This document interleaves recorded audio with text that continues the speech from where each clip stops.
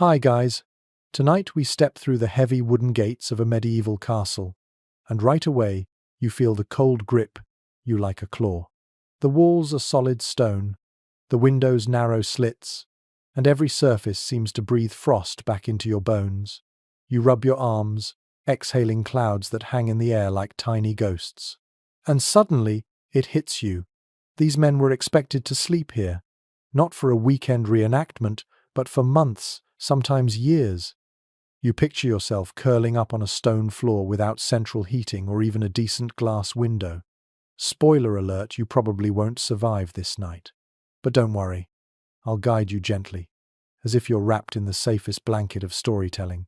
So, before you get comfortable, take a moment to like the video and subscribe, but only if you genuinely enjoy what I do here.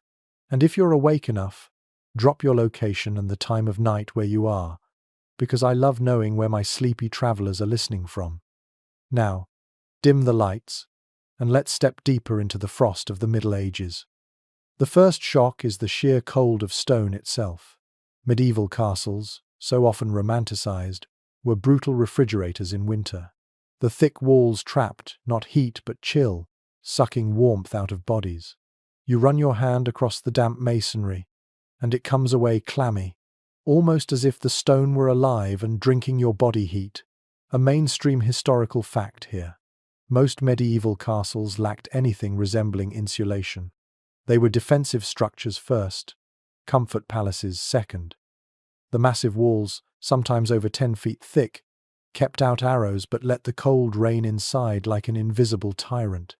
You wander along a corridor, noticing torches sputtering against drafts. Those arrow slits, so brilliant for shooting at enemies, also acted as endless funnels of icy wind. You imagine trying to sleep within earshot of such a slit, listening to a wind that howls as if mocking you. That sound would never quite fade into background noise. It would scrape at your ears through the night, reminding you that outside, winter lurked with teeth bared. Now for a quirky tidbit.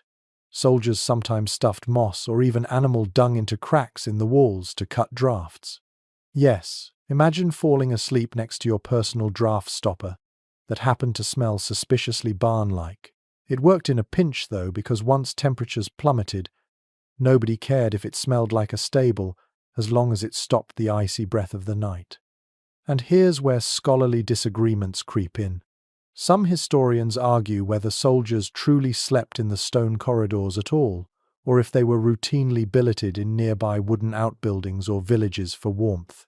The truth may be a mix. Certainly, garrisons did use interior rooms, but when space ran short, men camped wherever a floor existed. That might mean lying beneath a tapestry in the Great Hall, or wedging against a cold tower wall, praying that your teeth didn't chatter loud enough to wake your commander. You pause and imagine the sensory load. Boots squeaking on damp stone, smoke from a distant fire lingering in the hall, the tang of iron from weapons stacked nearby. The cold is not only a temperature, it's a taste, a smell, a physical pressure on your chest. Every inhale feels sharp. Each exhale condenses into frost on your cloak. Even the shadows are cold here, stretching long across the floor like frozen ink.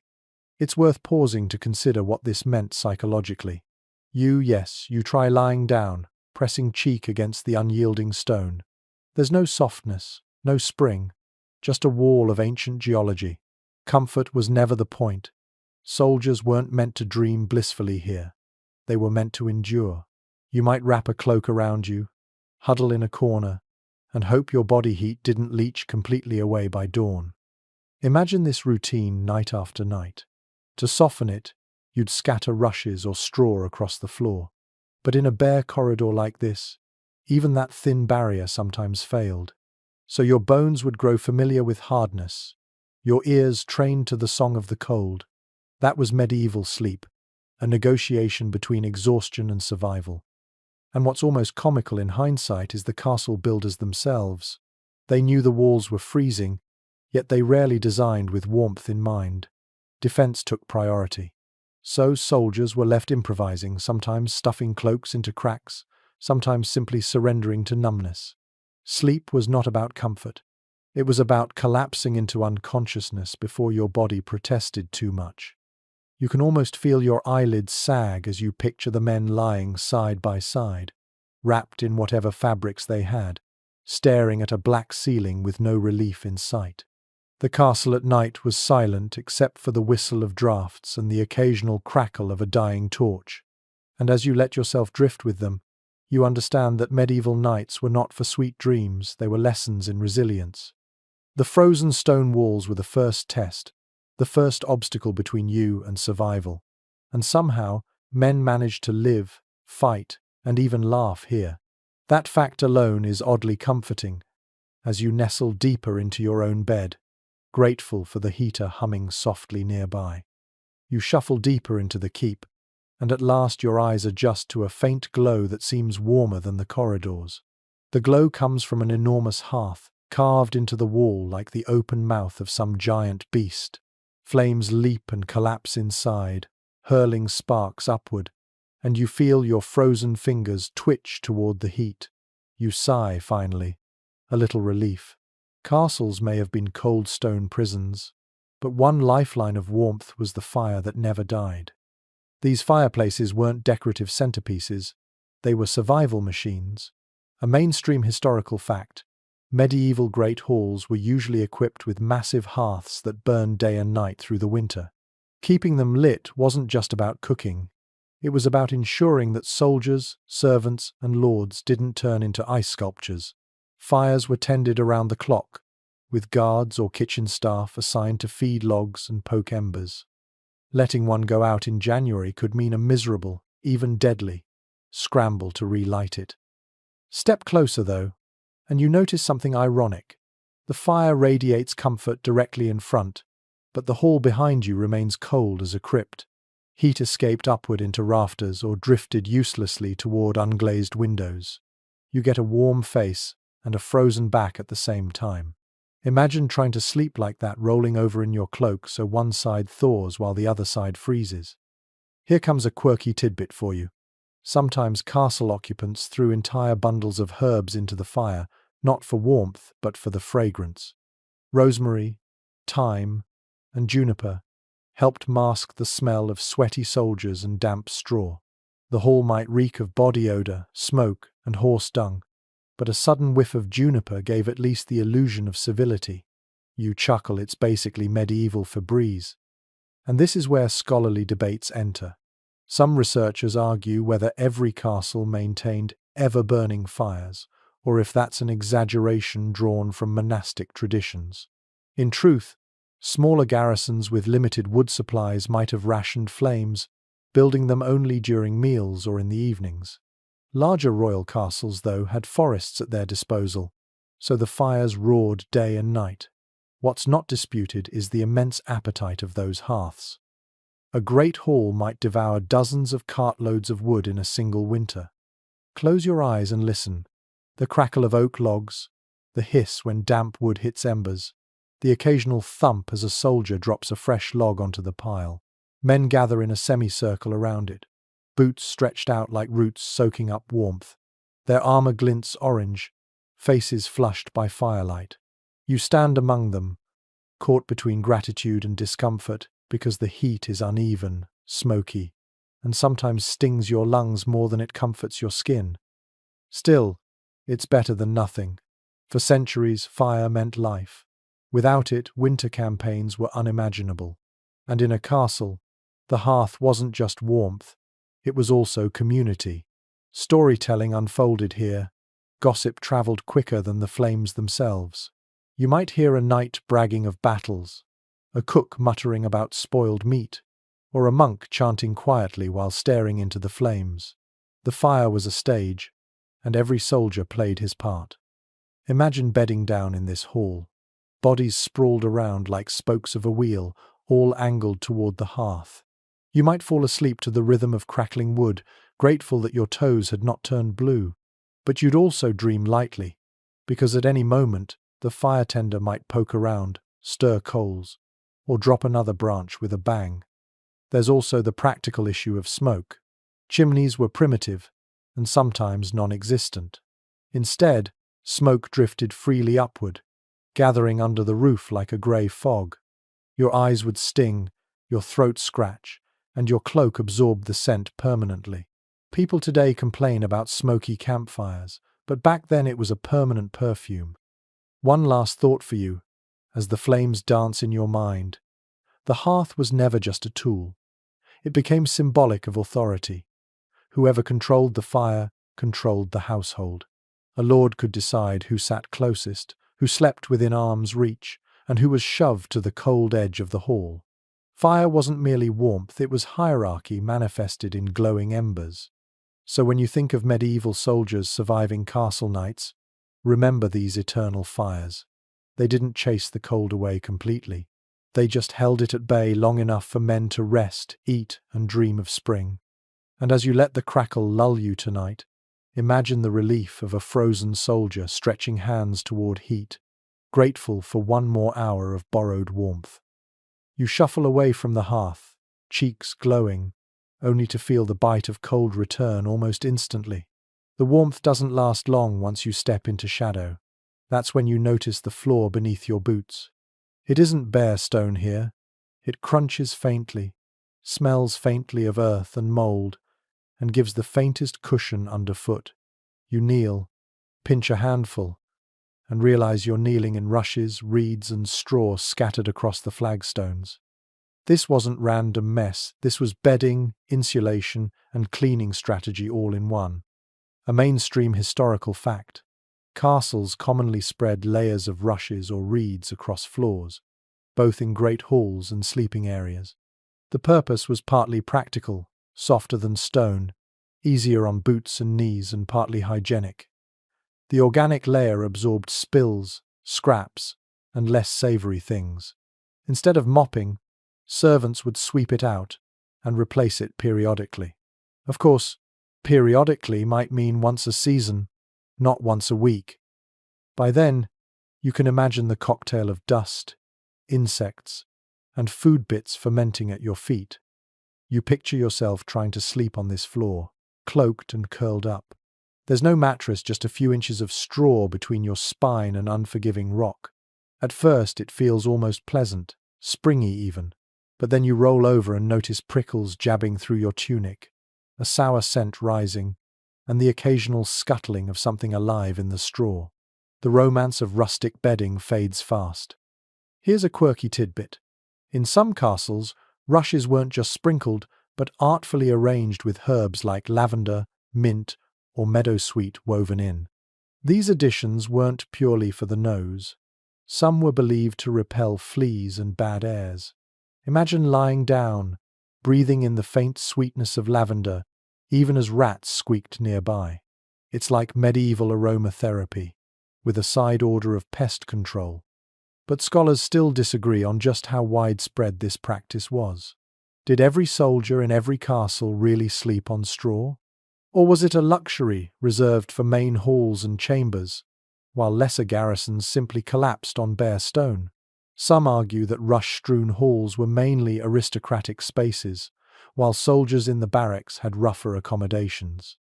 Archaeological digs turn up fragments of reeds in unexpected places, suggesting the truth was patchier and more flexible than the tidy descriptions of chroniclers. Imagine the sensory load again. You lie on your back, looking up at a dark ceiling, smoke stains spreading like black vines. Your body sinks slightly into straw that creaks and rustles with every shift. Dust tickles your nose. You cough, and a faint herbal tang lingers in the air. The sound of soldiers breathing around you, mixed with the occasional squeal of a rat, makes the hall feel alive in a way that's more unsettling than comforting. And yet this was warmth, in a relative sense. Straw trapped a little body heat, insulated from stone, and even muffled noise. Bundled close with others, you'd almost convince yourself you had a bed. It wasn't luxury, but it was survival. There's something strangely poignant here. These men, trained to fight and kill, also became connoisseurs of humble comforts. A thicker straw layer, a fresher herb scent, a corner with fewer drafts. That was the currency of medieval sleep. Not feather mattresses or satin sheets, just an extra bundle of reeds to keep the chill from gnawing through your bones. So as you tuck yourself into your own bed tonight, remember the medieval soldier spreading his cloak across damp straw. He doesn't dream of castles of gold, he dreams of just a little more stuffing under his shoulder blades, a slightly sweeter scent in the rushes, and the hope that the rats keep to the shadows until morning. You wake with straw still clinging to your tunic, shift stiffly on the floor, and realize that bedding alone isn't enough. The stone walls sigh with frost. Your breath still fogs in front of you, and even the faint warmth from the hearth seems a world away. What kept you alive through a medieval night was not only where you slept, but what you wore. And here the lesson is simple: layers upon layers. Wool, fur, and whatever scraps of cloth you could beg or steal. A mainstream historical fact: wool was the workhorse fabric of the Middle Ages. Tough, insulating, and abundant from sheep, it was woven into cloaks, tunics, and blankets. Soldiers often slept in full woolen garb, tunic, hose, and a heavy cloak wrapped around like a cocoon. Unlike modern pajamas, these clothes doubled as daytime wear. You went to bed in the same outfit you wore on patrol, sometimes for weeks without change. Pull your cloak tighter, and you understand the strategy. It isn't elegance, it's insulation. Medieval people layered like onions. Undergarments of linen for skin comfort, woolens for warmth, and if fortune smiled, fur trim or lining stolen from animals more suited to cold than you. Fox, rabbit, sheep, even cat fur sometimes turned into collars and mittens. You might wrinkle your nose, but when your toes were numb, you didn't complain about fashion. Now for a quirky tidbit. Some men actually slept wearing their armor, at least partial pieces, during campaigns. Not the full plate, it was far too rigid, but chainmail hauberks or padded gambesons stayed on through the night. Why? Partly because it saved time in case of surprise attack, and partly because the thick padding trapped heat. Of course, you smelled like a damp horse stable after a week, but survival trumped hygiene every time. And here comes a debate among historians. Just how common were fur-lined garments for ordinary soldiers? Chronicles describe noblemen lounging in squirrel fur mantles and velvet-lined cloaks, but did rank-and-file troops have any chance at such luxury? Some scholars argue that common soldiers relied mostly on coarse wool, scavenged hides, or even patched-together rags. Others insist that armies, especially in Northern Europe, ensured every man had at least some fur edging for winter, given how lethal the cold could be. The truth likely depended on supply, rank, and luck. You pull the hood of a woolen cloak over your head and notice how much it helps. Medieval hoods covered not just the scalp but sometimes shoulders and chest, like a built-in scarf. Imagine lying on straw with that hood drawn tight, only your nose poking into the cold air. Your body becomes a tent, your cloak the canvas. And if you were lucky enough to share fur blankets, the warmth felt decadent, even if the edges crawled with lice. Consider also how these clothes affected sleep. Heavy wool doesn't breathe well. You grow damp, itchy, and overheated in some places, while your feet remain icy in others. You toss and turn, adjusting layers constantly. But when temperatures plummeted, comfort was irrelevant. You endured. There's a kind of camaraderie in this, too. You look around the hall and see soldiers bundled identically, each wrapped like a rolled carpet. Rank might decide who had thicker cloaks, but everyone shared the same silhouette, woolen lumps huddled in shadow. In such moments, identity blurred. You weren't knight or peasant, you were just another body trying not to freeze.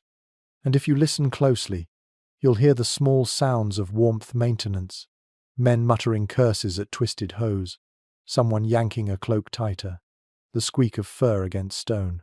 These little noises are the lullaby of medieval barracks, as familiar as the crackle of fire. So as you pull your own blanket closer tonight, remember that warmth in the Middle Ages wasn't central heating or fluffy duvets. It was scratchy wool, smelly fur, and the sheer determination to outlast the night. And somehow, against all odds, they managed. You've wrapped yourself in wool and fur, pulled a hood tight, and still the cold creeps in. That's when the simplest, most primal strategy takes over. Bodies press together, trading warmth like currency. Shared heat is more reliable than any cloak. And in a medieval castle, packed with soldiers on campaign, privacy wasn't even a word. A mainstream historical fact. Medieval garrisons often slept in communal halls or barracks, shoulder to shoulder, sometimes 2 or 3 men to a single rough bunk. There were no tidy rows of single beds. Instead, planks, straw pallets, or just floor space was divided as efficiently as possible. If that meant men tangled like spoons in a drawer, so be it. The body heat generated in these tight clusters could raise the temperature noticeably in a closed hall. You picture yourself sliding onto a straw pallet already half occupied. A stranger grunts, shifts, and makes space. Another body flops down on your other side. Within minutes, your shoulders and legs press against them, and you feel the subtle warmth radiating through layers of cloth. It's uncomfortable in daylight, but at midnight it feels like the difference between life and frostbite. Here's a quirky tidbit. Medieval chroniclers sometimes joked about companion warmth, even noting that soldiers or monks would thank their sleeping partners in the morning. It wasn't romance, just physics. One man alone could freeze, but 3 bundled together might live to fight another day. There are even references to men singing or telling jokes before collapsing in a huddle, as though to make the awkwardness more bearable. And yet, historians argue about the cultural tolerance for such closeness. Was it universally accepted, or were some soldiers deeply uncomfortable with it? Evidence suggests variation. Monastic communities embraced communal sleeping as discipline, while mercenary companies sometimes treated it as humiliating. Some records hint at teasing and rough humor about bedmates, while others treat it as mundane necessity. Scholars still debate how soldiers themselves felt resentful, resigned, or simply too tired to care. Now imagine the sensory overload of this arrangement. You lie squashed between 2 men, their cloaks overlapping yours, their breath warm on your ear, their snores rattling like saws. The smell is overpowering. Sweat, wool, smoke, damp boots shoved under pallets. Your skin itches, your ribs complain, but beneath it all, your core temperature steadies. You aren't shivering anymore. You're surviving. Of course, this human central heating came with trade-offs. Lice spread eagerly from one scalp to the next. Fleas hopped like tiny soldiers of their own, and colds became communal events. You might wake with someone's elbow in your ribs or their hair in your mouth. But would you rather risk pestilence or freeze in lonely honor? For most men, the choice was easy. There's a strange intimacy here too. In the darkness, differences of rank blur. A lord might sleep in his own chamber, but knights on campaign, stripped of luxury, huddled like anyone else. You sense bonds forming in that closeness, brotherhood forged not only in battle, but in the quiet misery of shared sleep. And there's the sound of it. Dozens of men breathing in unison, their collective heat turning a frozen hall into a muggy cave. You shift on the straw, realize your body has stopped shaking, and let the warmth lull you, even as someone's snore rattles inches from your ear. So the secret of the medieval night wasn't courage, nor fancy blankets, but cooperation. Men became each other's furnaces, their bodies stitched together in silent agreement. Better to stink, itch, and elbow each other than die of the cold. And as you tuck into your own bed tonight, maybe with a partner or pet nearby, you're echoing an ancient truth. Warmth has always been communal.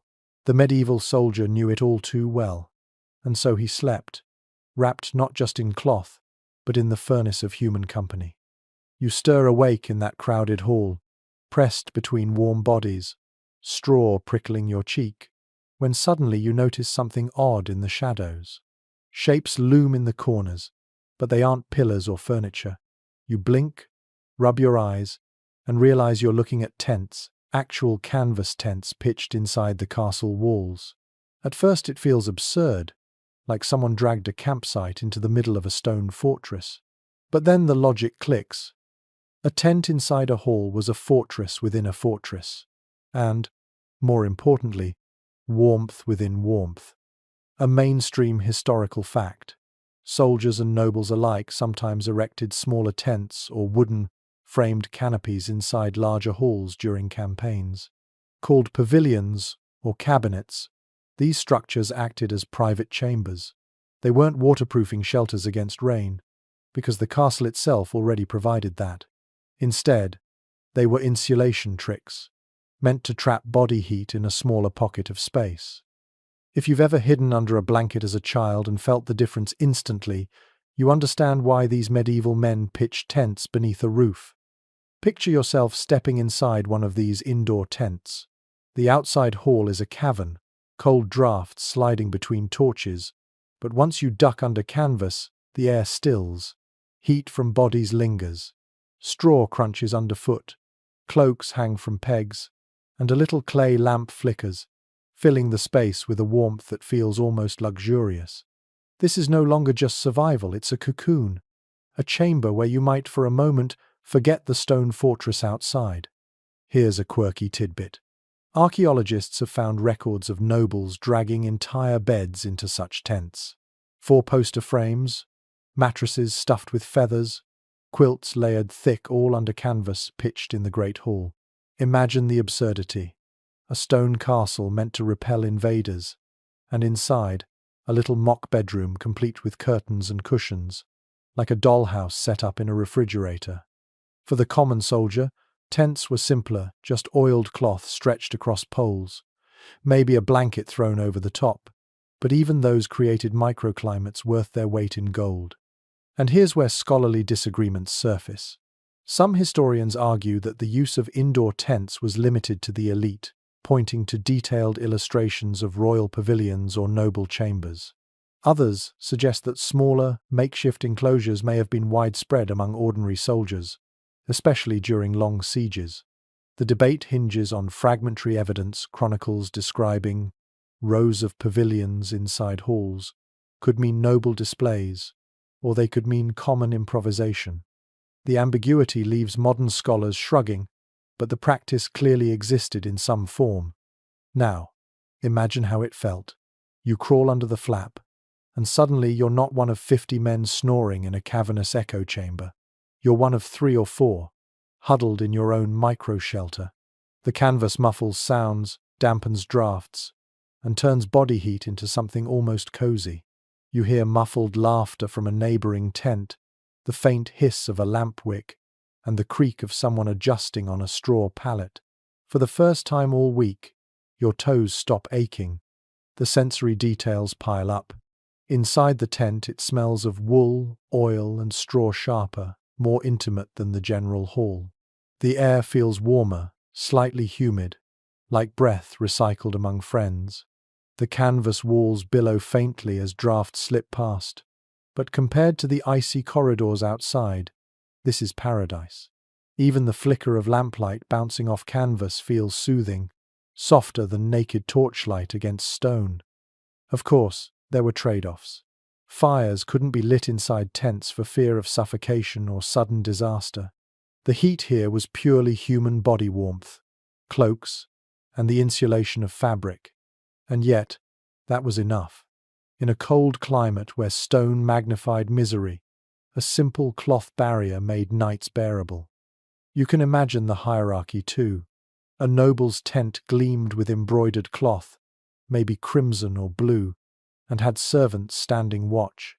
Meanwhile, common soldiers patched scraps of canvas with wax, creating lopsided cones of cloth. But both tents, silk pavilion or ragged shelter, served the same psychological purpose. They shrank the world. They told a weary body, "Here you are not lost in the endless cold. Here you are enclosed, shielded, almost home." One can't ignore the psychological warmth of privacy. Sleeping in an open hall meant every cough, snore, and curse was your lullaby. But under canvas, you at least felt unseen.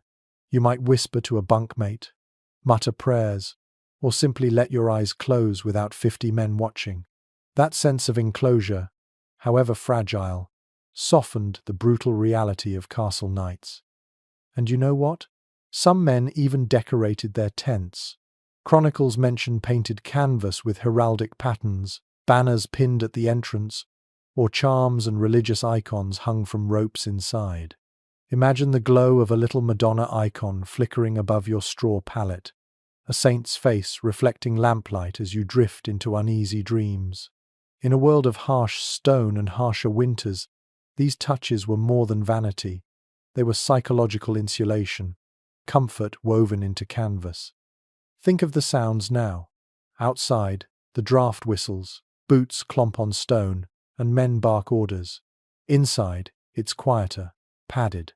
Someone mutters, someone else snores softly, and you hear the faint rustle of straw as a bunkmate shifts. Your own heartbeat sounds louder in this close space. For once, you're not thinking of frostbite, you're simply thinking of sleep. There's one more layer of irony here. Castles were supposed to be impregnable homes, yet the very men defending them often recreated the simplicity of a campsite indoors. It's as if stone fortresses never gave the warmth humans truly needed, so soldiers carried the memory of campfires and canvas into the very heart of medieval strongholds. So when you picture medieval soldiers sleeping, don't just imagine cloaks on straw. Imagine tents pitched in drafty halls, canvas glowing from lamplight, men curled like children beneath makeshift roofs. Imagine nobles lounging in velvet-draped pavilions, while their men nearby huddled in patched lean-tos, different in luxury, the same in need, both hiding from the cold, not with stone but with cloth. And as you drift in your own bed tonight, maybe under a duvet or quilt, smile at the thought that you too are living inside your own little tent. 4 walls, fabric wrapped around you, heat trapped in. The same principle medieval soldiers clung to. Warmth within warmth, shelter within shelter. A lesson that still whispers through the centuries every time you crawl under the covers. You push aside the flap of canvas and step back into the drafty hall. The air instantly stings your cheeks again, and you draw your cloak tighter. That small cocoon of a tent made you forget how hostile the larger space is. But survival in medieval castles wasn't only about fabrics and straw, it was also about what you put in your belly. Tonight, you notice men clustered around jugs and mugs, their faces flushed not from firelight, but from ale. Warm beer bellies, in their own way, served as heating systems. A mainstream historical fact, ale was the staple drink of medieval Europe, consumed daily by soldiers, peasants, and nobles alike. Water was often unsafe, and wine was too expensive for common men, so ale weak by modern standards became the drink of choice. And it wasn't just for hydration. In winter, the slight alcohol content dilated blood vessels, creating a short-lived sense of warmth. Soldiers felt a buzz in their cheeks, a flush in their chest, and mistook it for insulation. You pick up a wooden mug, sniff, and taste the thick, yeasty liquid. It isn't the crisp lager of today, but a warm, cloudy brew that clings to your tongue like liquid bread. After 2 gulps, your head grows light, and your shoulders relax. You lean back against the wall, eyes half closing, and suddenly the hall feels less brutal. Ale was comfort in a cup, part placebo, part survival trick. Here's a quirky tidbit. Soldiers sometimes heated their ale before drinking, almost like a medieval version of mulled wine. Spices like cloves, cinnamon, or ginger might be added if supplies permitted. Imagine sipping a steaming mug, the scent of cinnamon rising, the liquid sliding down warm into your belly. For a brief moment, it was as if winter itself had been swallowed and tamed. And yes, sometimes onions or herbs were tossed in as well, because why not, if it kept you alive through the night? But scholars argue whether ale truly helped soldiers withstand the cold, or whether it merely made them careless. Physiologically, alcohol lowers core body temperature, even as it tricks you into feeling warmer. Some historians argue that reliance on ale actually worsened survival chances, while others insist it was a practical morale booster, keeping men relaxed enough to rest in conditions otherwise unbearable. What's certain is that the men believed in it, and belief itself can be as strong as any cloak. Picture the hall now, Jugs are passed hand to hand, mugs clink against teeth, men chuckle at jokes that barely make sense. A group hums a song, their voices weaving drunkenly into harmony. The cold hasn't vanished, but it feels less sharp, blunted by laughter and ale. You imagine lying down with a belly full of this liquid bread, warmth spreading through your limbs, and drifting into a heavy, dream-laden sleep. Of course, it wasn't always pleasant. Overindulgence meant soldiers stumbled to their pallets reeking of sour ale, snoring louder than a trumpet, or vomiting in the rushes. The smell would linger for days, mixing with the ever-present straw and sweat. But even then, ale was too ingrained in medieval life to vanish from nightly routines. Better to deal with a drunken bunkmate than face the night stone-cold sober. Think, too, about the communal aspect. Drinking was bonding. You weren't just warming your belly, you were warming your spirit with camaraderie.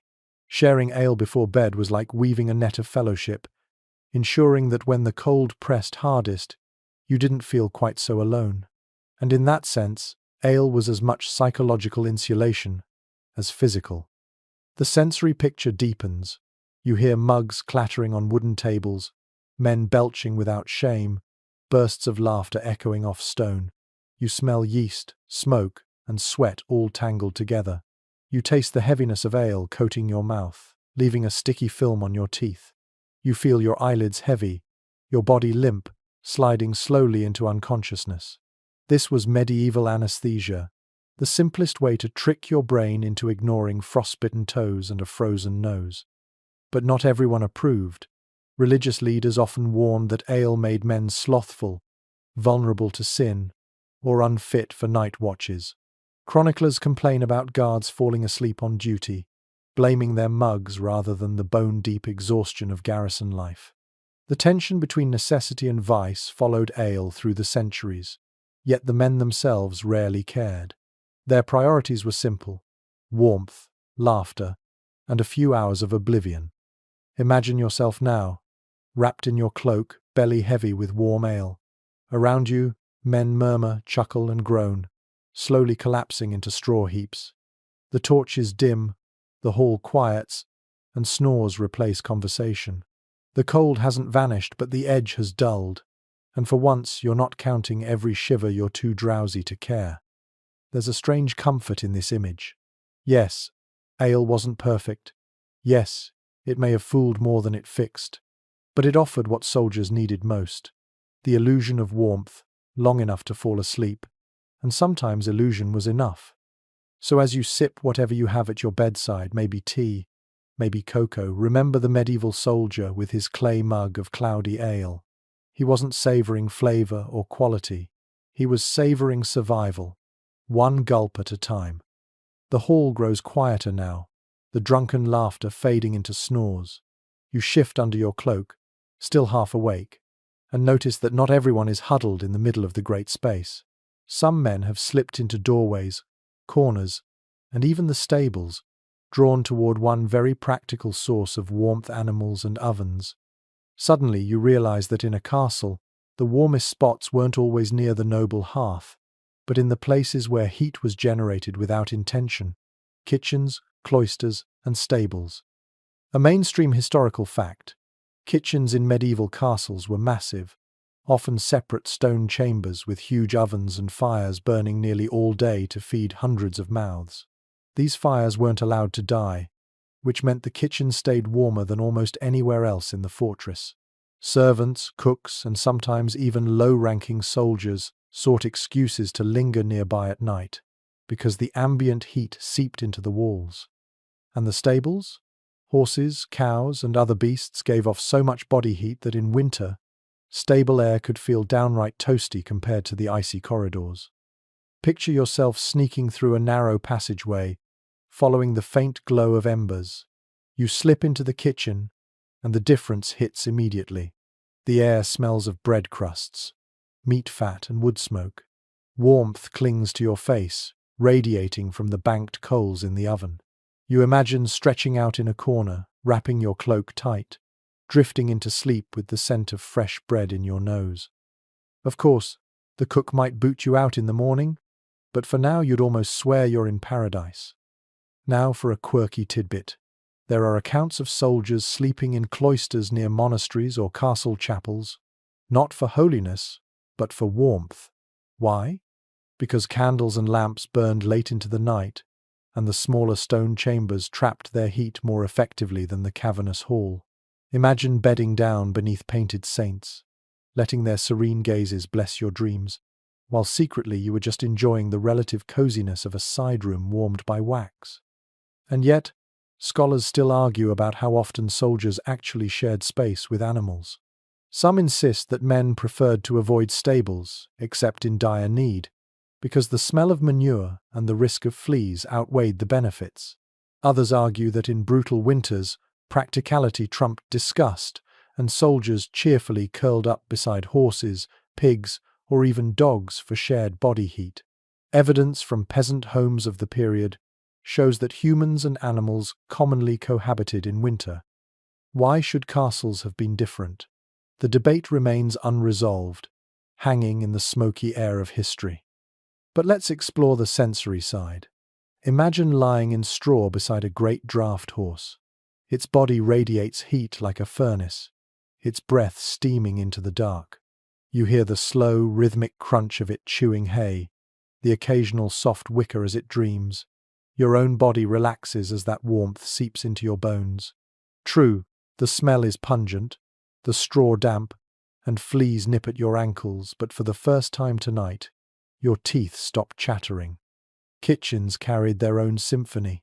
Even at night, ovens creaked, embers popped, and rats skittered across the stone chasing crumbs.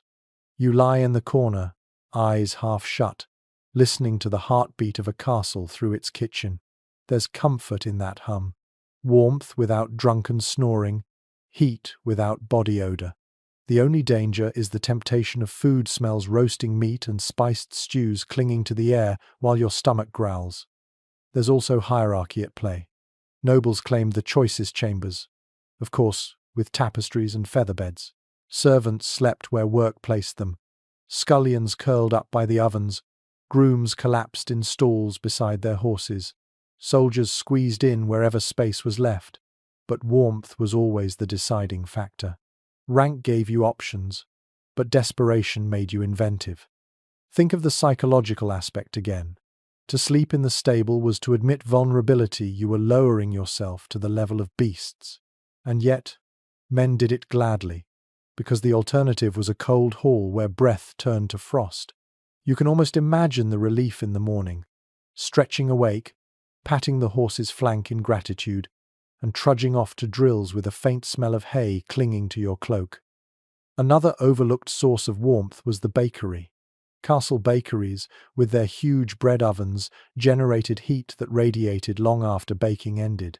Sleeping near them meant you could wake to the scent of rising loaves. You picture rolling over, half asleep, to hear a baker clattering trays, and maybe sneaking a warm crust when nobody was looking. Warmth, food, and shelter, all in one spot. It doesn't get better than that in the Middle Ages. The debates continue, of course. Some scholars wonder if these warm spots were too valuable to be cluttered with sleeping bodies. Kitchens were busy, stables smelly, and bakeries dangerous with hot ovens. Maybe soldiers weren't allowed in them at all. But archaeology gives us little hints: charred straw near ovens, discarded gaming pieces in stables, suggesting that men did indeed slip into these forbidden corners. Whether sanctioned or secret, survival always found a way. So the image of medieval sleep broadens. Not just halls with rushes, not just cloaks in tents, but hidden corners where ovens glowed, horses steamed, and bread baked.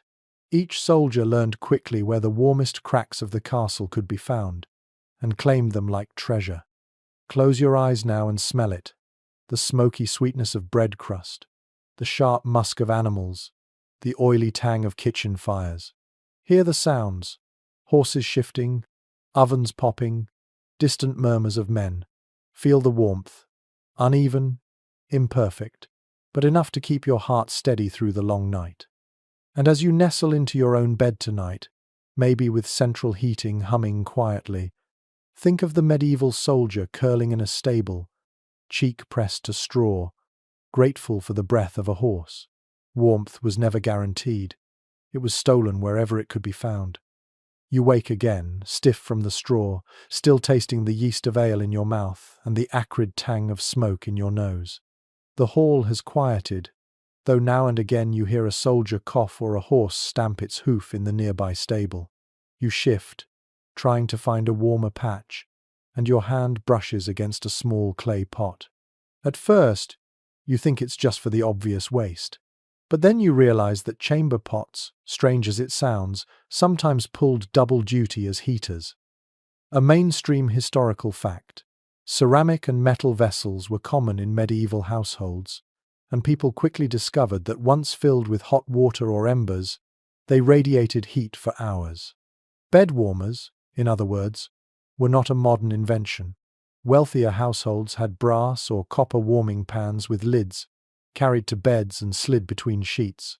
Soldiers, lacking such luxury, used what they had: pots, jugs, or even thick-walled bowls heated near the fire. In desperate winters, almost anything that held warmth for a few minutes became precious. Imagine this. A soldier fills a clay chamber pot with steaming water drawn from a cauldron. He clutches it to his chest as he crawls onto straw. The ceramic radiates gentle heat. His cloak traps it, and for a short while, he feels something close to bliss. Yes, it's absurd to think of cuddling an object designed for much less romantic purposes, but warmth erases pride. Survival always bends the rules of dignity. Here's a quirky tidbit. In some records, people stuffed heated stones or even roasted vegetables, turnips, onions into cloth pouches to act as improvised hot water bottles. Imagine curling around a steaming turnip, clutching it like a treasure. Soldiers laughed about it, sure, but they didn't let the laughter stop them. After all, a roasted root might save your toes from frostbite. And yet historians argue over just how widespread this practice was among common soldiers. Brass warming pans were documented in aristocratic homes. Yes, but did rank-and-file troops really have the luxury of heating stones or boiling water just for sleep? Some scholars say yes, pointing out how soldiers always maintained fires for cooking and could easily repurpose the embers. Others argue that the time and resources were too scarce, especially in siege conditions. It remains uncertain whether heated pots and stones were routine or rare, but the ingenuity is undeniable. Picture yourself lying in the hall now. The draught seeps in from arrow slits, your cloak barely thick enough, your body pressed close to two snoring bunkmates. But beneath your cloak, clutched tight, is a warm pot. The ceramic edge radiates against your stomach. The heat leaks slowly, fading, but long enough for you to drift into sleep. You close your eyes, sighing at the luxury, ignoring the oddity that you're hugging something meant for entirely different purposes. There's also the sensory experience to savor. Clay warmed by fire has a particular smell, earthy, sharp, tinged with smoke. Your hands ache slightly from the heat as you first clutch it, then slowly relax as the pot cools. You hear the faint gurgle of water sloshing, the hiss if it spills onto straw, the muttered curses of a man burned by his own improvised heater. These sounds and smells become part of the nightly landscape of survival. And then, of course, there were mishaps. A heated stone too hot could singe a cloak or burn skin. A careless soldier might crack a pot by pouring boiling water into it too quickly. There are even tales of embers spilling and setting straw alight, creating sudden midnight chaos as men leapt up, stomping flames. The very tools of warmth could betray you. Sleep in medieval castles always balanced between relief and disaster. But imagine the psychology of it. Hugging a warm object was comfort as much as practicality. It reminded you of hearth and home, of your mother's kitchen fire or the family oven. Even in a drafty barrack, that little glow of warmth gave you the illusion of domestic safety. It's no wonder men clung to whatever radiated heat, even if it meant sharing a bed with a pot. And don't forget the hierarchy here. Nobles had ornate bedwarmers, polished brass pans with long handles. They'd be carried by servants into feather beds, leaving lords drowsy in perfumed comfort. Common soldiers, meanwhile, improvised with pots, stones, or food items. The contrast is stark, yet the principle was the same. Steal warmth wherever you can, no matter how ridiculous it looks. You can almost hear the jokes echoing through the hall. Careful, or he'll marry that turnip. Don't spill your chamber pot, mate. We're all lying in the same straw. Laughter softened the absurdity. But in the end, every man envied the one who had heat pressed against his chest. As you lie in your own bed tonight, perhaps with a hot water bottle or electric blanket, you're practicing the same ritual, wrapping yourself around a source of heat, letting it lull you into sleep. The medieval soldier, hugging a warm pot in the shadows of a stone fortress, was not so different. He wanted what you want, the comfort of warmth, the illusion of safety, the luxury of a dream. So picture him now, wrapped in his scratchy cloak, surrounded by snores, cheek pressed to straw, and arms clasped tightly around a warm clay vessel. Ridiculous, yes, but also human, deeply human. And somehow, through these little inventions, he survived another freezing night in a world that offered no mercy. You wake again in the cold grey hush before dawn, and this time your teeth are chattering in rhythm with the groans of the castle walls. All through the night you've fought drafts, those invisible intruders that slithered in through cracks, arrow slits, and window frames. Even when you clutched a warm pot or burrowed in straw, the wind found you. It always found you. So how did medieval soldiers keep their fortresses from feeling like giant stone wind tunnels? The answer lay in plugging the gaps with whatever was at hand. Windows stuffed with cloth, wood, or even moss. A mainstream historical fact: most medieval castles did not have glass windows, at least not for common soldiers. Nobles in later centuries might afford small glazed panes, but garrisons relied on wooden shutters, cloth hangings, or simple boards fitted across arrow slits and windows. These weren't airtight. Drafts still crept through, and in winter, snow could even sift inside.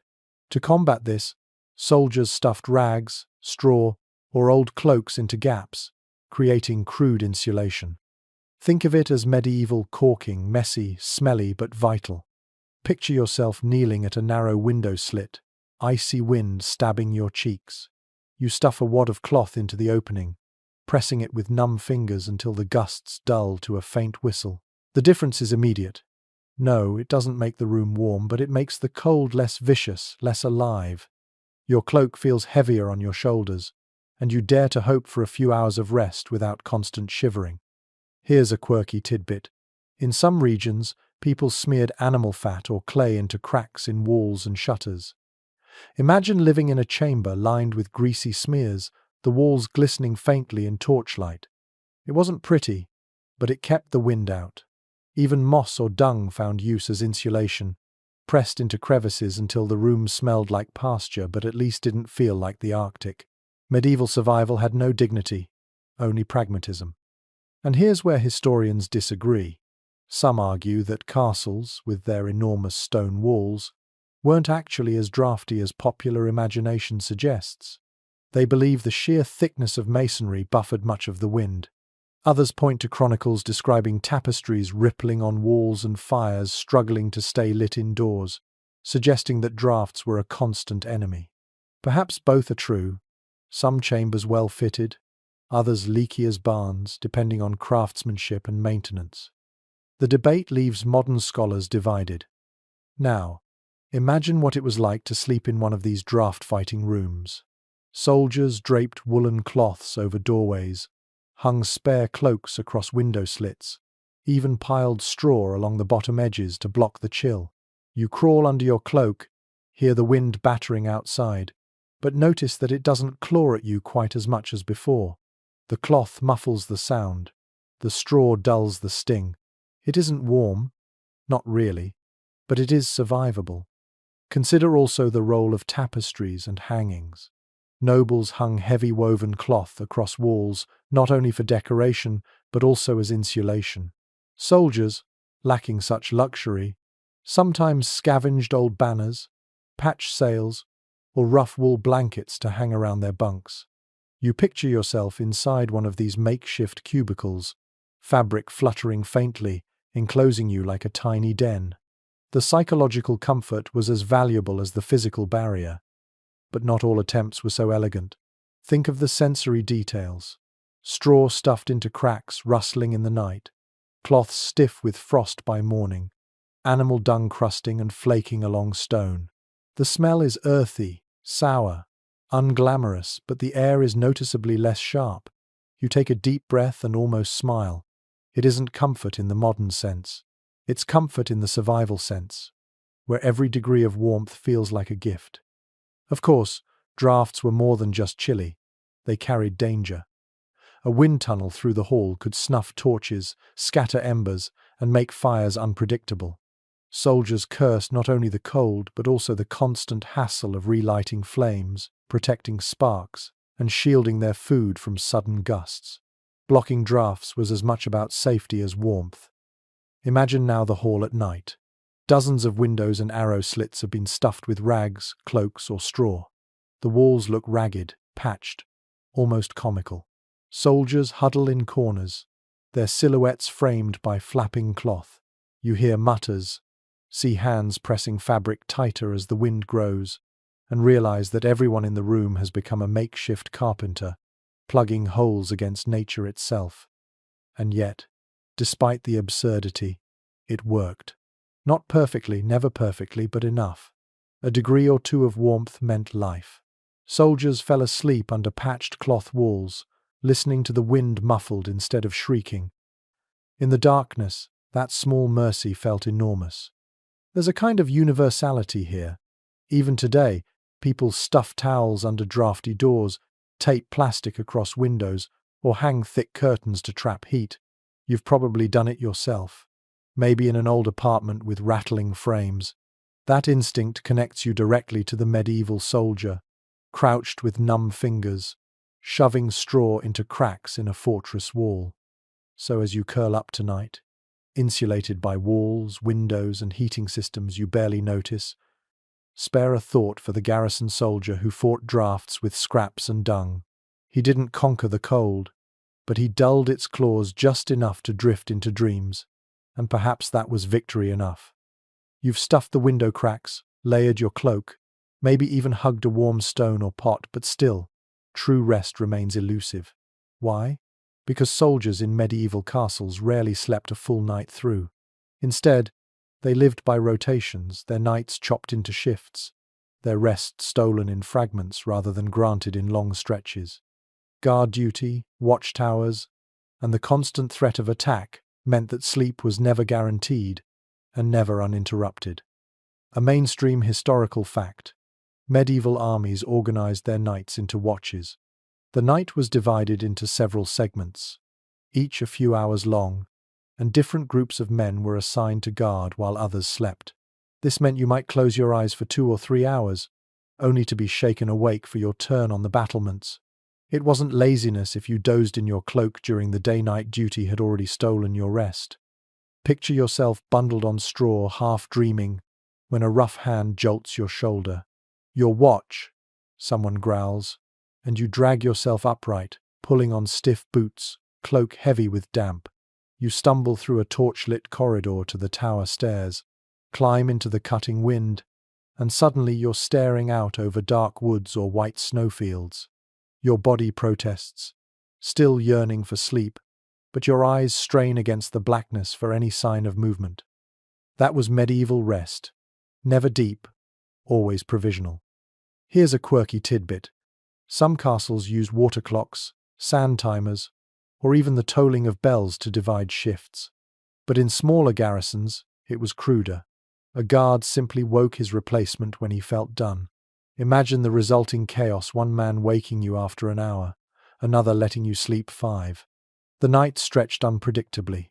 Sleep fractured into uneven fragments. And here comes the debate among historians.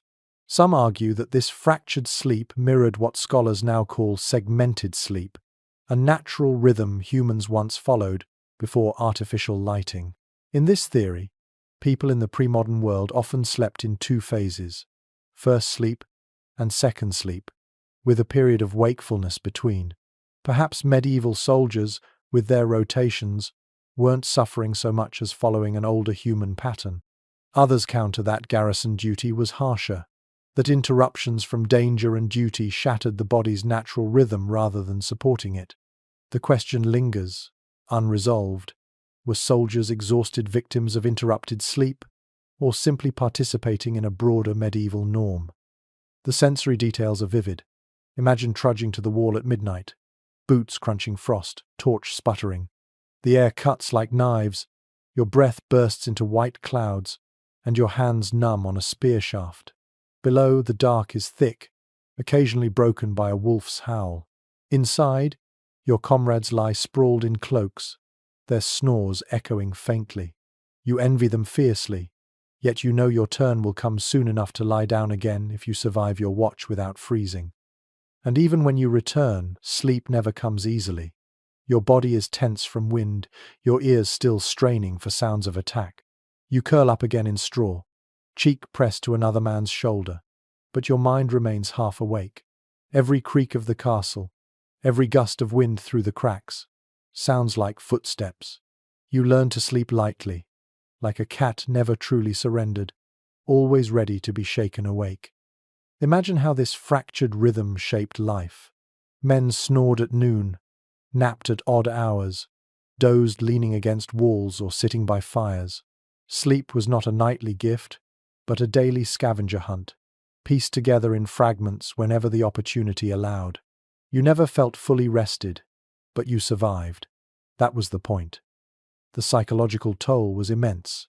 Think of the irritability, the brawls sparked by fatigue, the mistakes on the battlefield caused by sluggish minds. And yet, camaraderie formed in those night watches too. Two men leaning on a parapet, shivering together, whispering jokes or swapping stories, forged bonds as strong as any battle could. The night watch was misery, but it was shared misery. There's also the smell, the sound, the taste of it. Picture chewing on a hunk of cold bread at 3 a.m, trying to stay awake.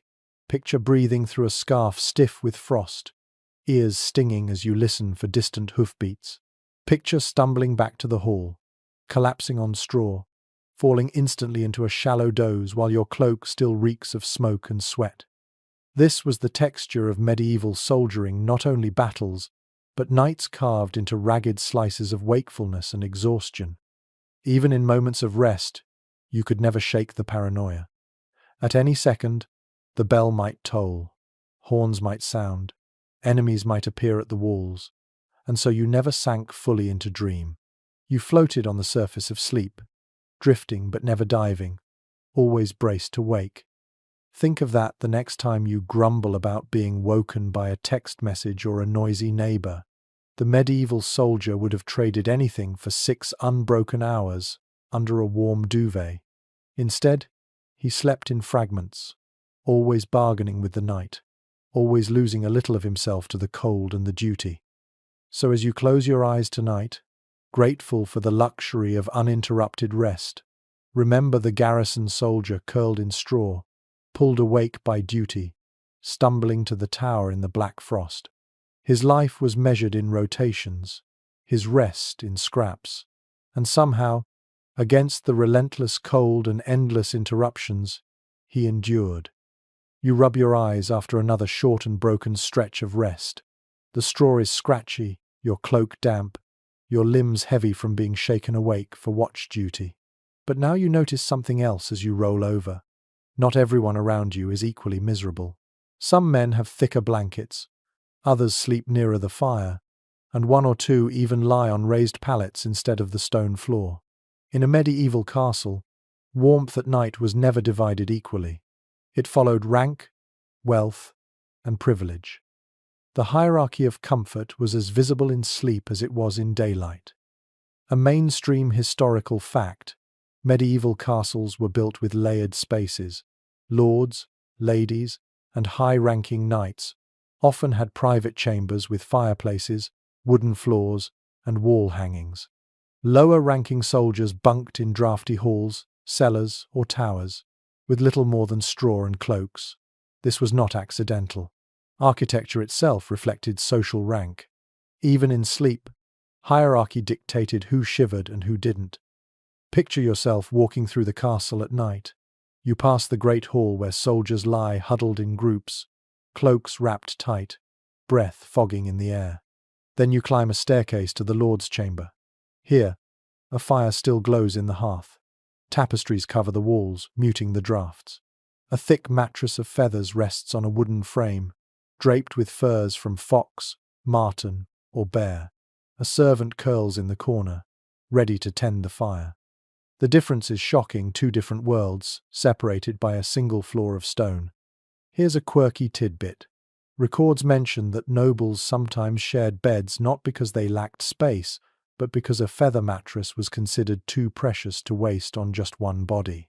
Lords might invite guests or favoured knights to share, not only for warmth but as a gesture of trust and intimacy. Imagine being a young squire, trembling with nerves but secretly grateful for the chance to sink into furs instead of straw. And yet, historians argue about how much better off the nobility really were. Yes, they had fireplaces and furs, but stone walls are merciless even in private chambers, and fires smoked more than they warmed.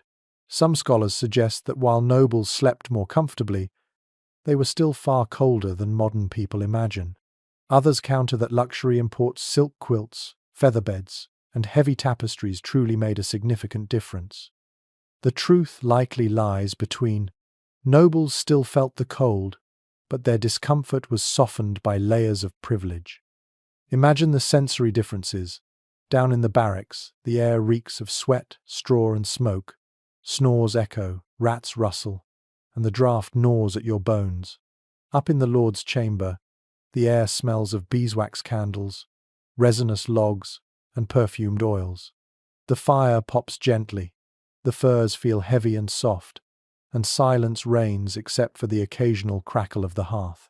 Which room would you rather fall asleep in? The hierarchy answers for you. But soldiers weren't entirely without hierarchy of their own. Even in the great hall, placement mattered. Veterans or favoured men slept nearer the fire. New recruits, servants or prisoners, found themselves shivering at the edges. If you were lucky, you had a blanket issued by the garrison stores. If not, your cloak became your only bedding. And if you lost even that, you huddled against another body or froze. This created tension, of course. Imagine men bickering over who got the warmest spots, fights breaking out over blankets, or jealousy simmering as one soldier received a fur-lined cloak while another got a threadbare rag. Warmth was status. To sleep warmly meant not just comfort but importance. And yet, even the privileged weren't immune. Fires went out, furs grew damp, tapestries froze against stone walls. Imagine a nobleman cursing as he rose to find frost creeping across the inside of his chamber, his fancy bed still cold at its edges. Privilege didn't erase the medieval climate, it only blunted it. There's also the psychological weight of hierarchy. To lie freezing in the hall, hearing rumours of featherbeds upstairs must have stung. Soldiers might grumble in the dark, "Why should my lord sleep on goose feathers while my toes rot on straw?" Yet loyalty often demanded silence. The hierarchy of sleep mirrored the hierarchy of power, and both were accepted as natural order. The sensory experience is worth lingering on. Picture yourself shifting on straw, body aching, listening to the creak of footsteps above. You imagine the Lord's chamber glowing warmly while you blow into your numb hands. The inequality presses down harder than the cold. But then you hear someone laugh, someone share a joke in the dark, and you realize camaraderie is its own kind of blanket. What nobles had in luxury, soldiers sometimes replaced with solidarity. Still, hierarchy shaped everything. Who had the thicker cloak? Who got the warmer corner? Who owned the only fur blanket? All of it determined by rank. Survival was never equal. Even in dreams, privilege held sway. So as you settle into your own bed tonight, think about how effortless warmth feels for you, how blankets and heating come without thought of rank. For the medieval soldier, comfort was always a ladder, with nobles perched at the top, cloaked in furs, and ordinary men clustered below, clinging to straw. And yet, somehow, they all slept, each in their appointed place, proving that even in the coldest castles, human beings adjust to whatever order they are given. You roll over on the straw, half asleep, and the fire in the great hall has long since burned to low embers. The nobles upstairs are surely wrapped in featherbeds and furs, but down here the soldiers clutch at whatever coverings they can. Not everyone had access to silks or velvet, or even wool of good quality. For the rank and file, their cloaks and rough blankets were more than clothing, they were their only protection against the bitter draughts. One firmly recorded detail is that cloaks were multi-purpose tools in the Middle Ages. A soldier's cloak served as raincoat by day, blanket by night, and if things went badly in battle, it could even double as a shroud. These garments were thick wool, often heavy, and rarely cleaned. They smelled of smoke, sweat, and weather, but in a freezing castle hall they were worth more than coin. You draw your own cloak tighter, feel its rough texture scraping your neck, and realize why soldiers refuse to part with them. In fact, some armies fined men for losing or selling their cloaks, knowing how quickly the cold could kill. The garrison's cloak was, in every sense, a lifeline. You might be amused to know that soldiers sometimes slept with their cloaks still fastened at the neck, as if they couldn't risk wasting time adjusting them. Wrapped tightly, they looked more like rolled carpets than men. In the morning, they would rise still bundled, rubbing eyes through folds of wool, cloaks stiff with frost along the edges. There's still no consensus about just how effective these cloaks were. Some researchers insist they offered genuine warmth, thanks to the insulating power of lanolin-rich wool. Others believe that while useful, cloaks alone were insufficient for long winter sieges, and that men often froze despite them. The truth probably lies in between. A cloak might keep you alive, but not comfortable. Picture the hall. Dozens of men lie in rows, each wrapped in a rough wool blanket or cloak. The colors are muted browns, greys, and dull greens, faded by weather and patched with crude stitching. The air smells of wool and smoke, of bodies pressed together. Someone shifts, cloak rustling like dry leaves. Someone else coughs, pulls fabric tighter around his head. The hall looks less like a military garrison and more like a field of cocoons. The sensory experience isn't luxurious. Cloaks are scratchy, stiff, and often damp.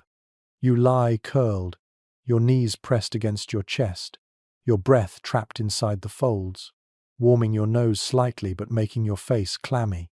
Your body sweats in patches while your toes remain frozen. But at least you aren't bare. At least you have something. And when soldiers lacked even cloaks, then they scavenged. Old canvas, animal hides, even sacks used to carry grain could become coverings. Some men layered everything they owned, turning themselves into walking bundles of rags. It wasn't about appearance, it was about survival. There's a psychological side too. Cloaks were familiar, personal. They carried the smell of home, of past battles, of nights by the fire. To sleep without one felt naked, exposed, even dishonorable. Soldiers sometimes named their cloaks, treating them almost like companions. In a world where comfort was rare, even fabric took on the role of friend. Oddly enough, a few chronicles describe soldiers using their cloaks to cover not only themselves but also their weapons. Imagine lying on the straw with your sword hidden under wool, keeping the steel warm and rust-free. You're not just sleeping under a cloak, you're protecting your very means of survival. The inequality remained clear, of course. A knight might have a cloak lined with fur, dyed deep colors, embroidered with trim. A foot soldier's was plain, coarse, and worn thin. Yet in the dark of the hall, wrapped tightly against the cold, the difference mattered little. Both were shivering men trying to survive until dawn.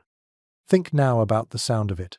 Dozens of men adjusting cloaks, the shuffle of wool on straw, the muffled sighs as they huddled deeper. Think about the smell.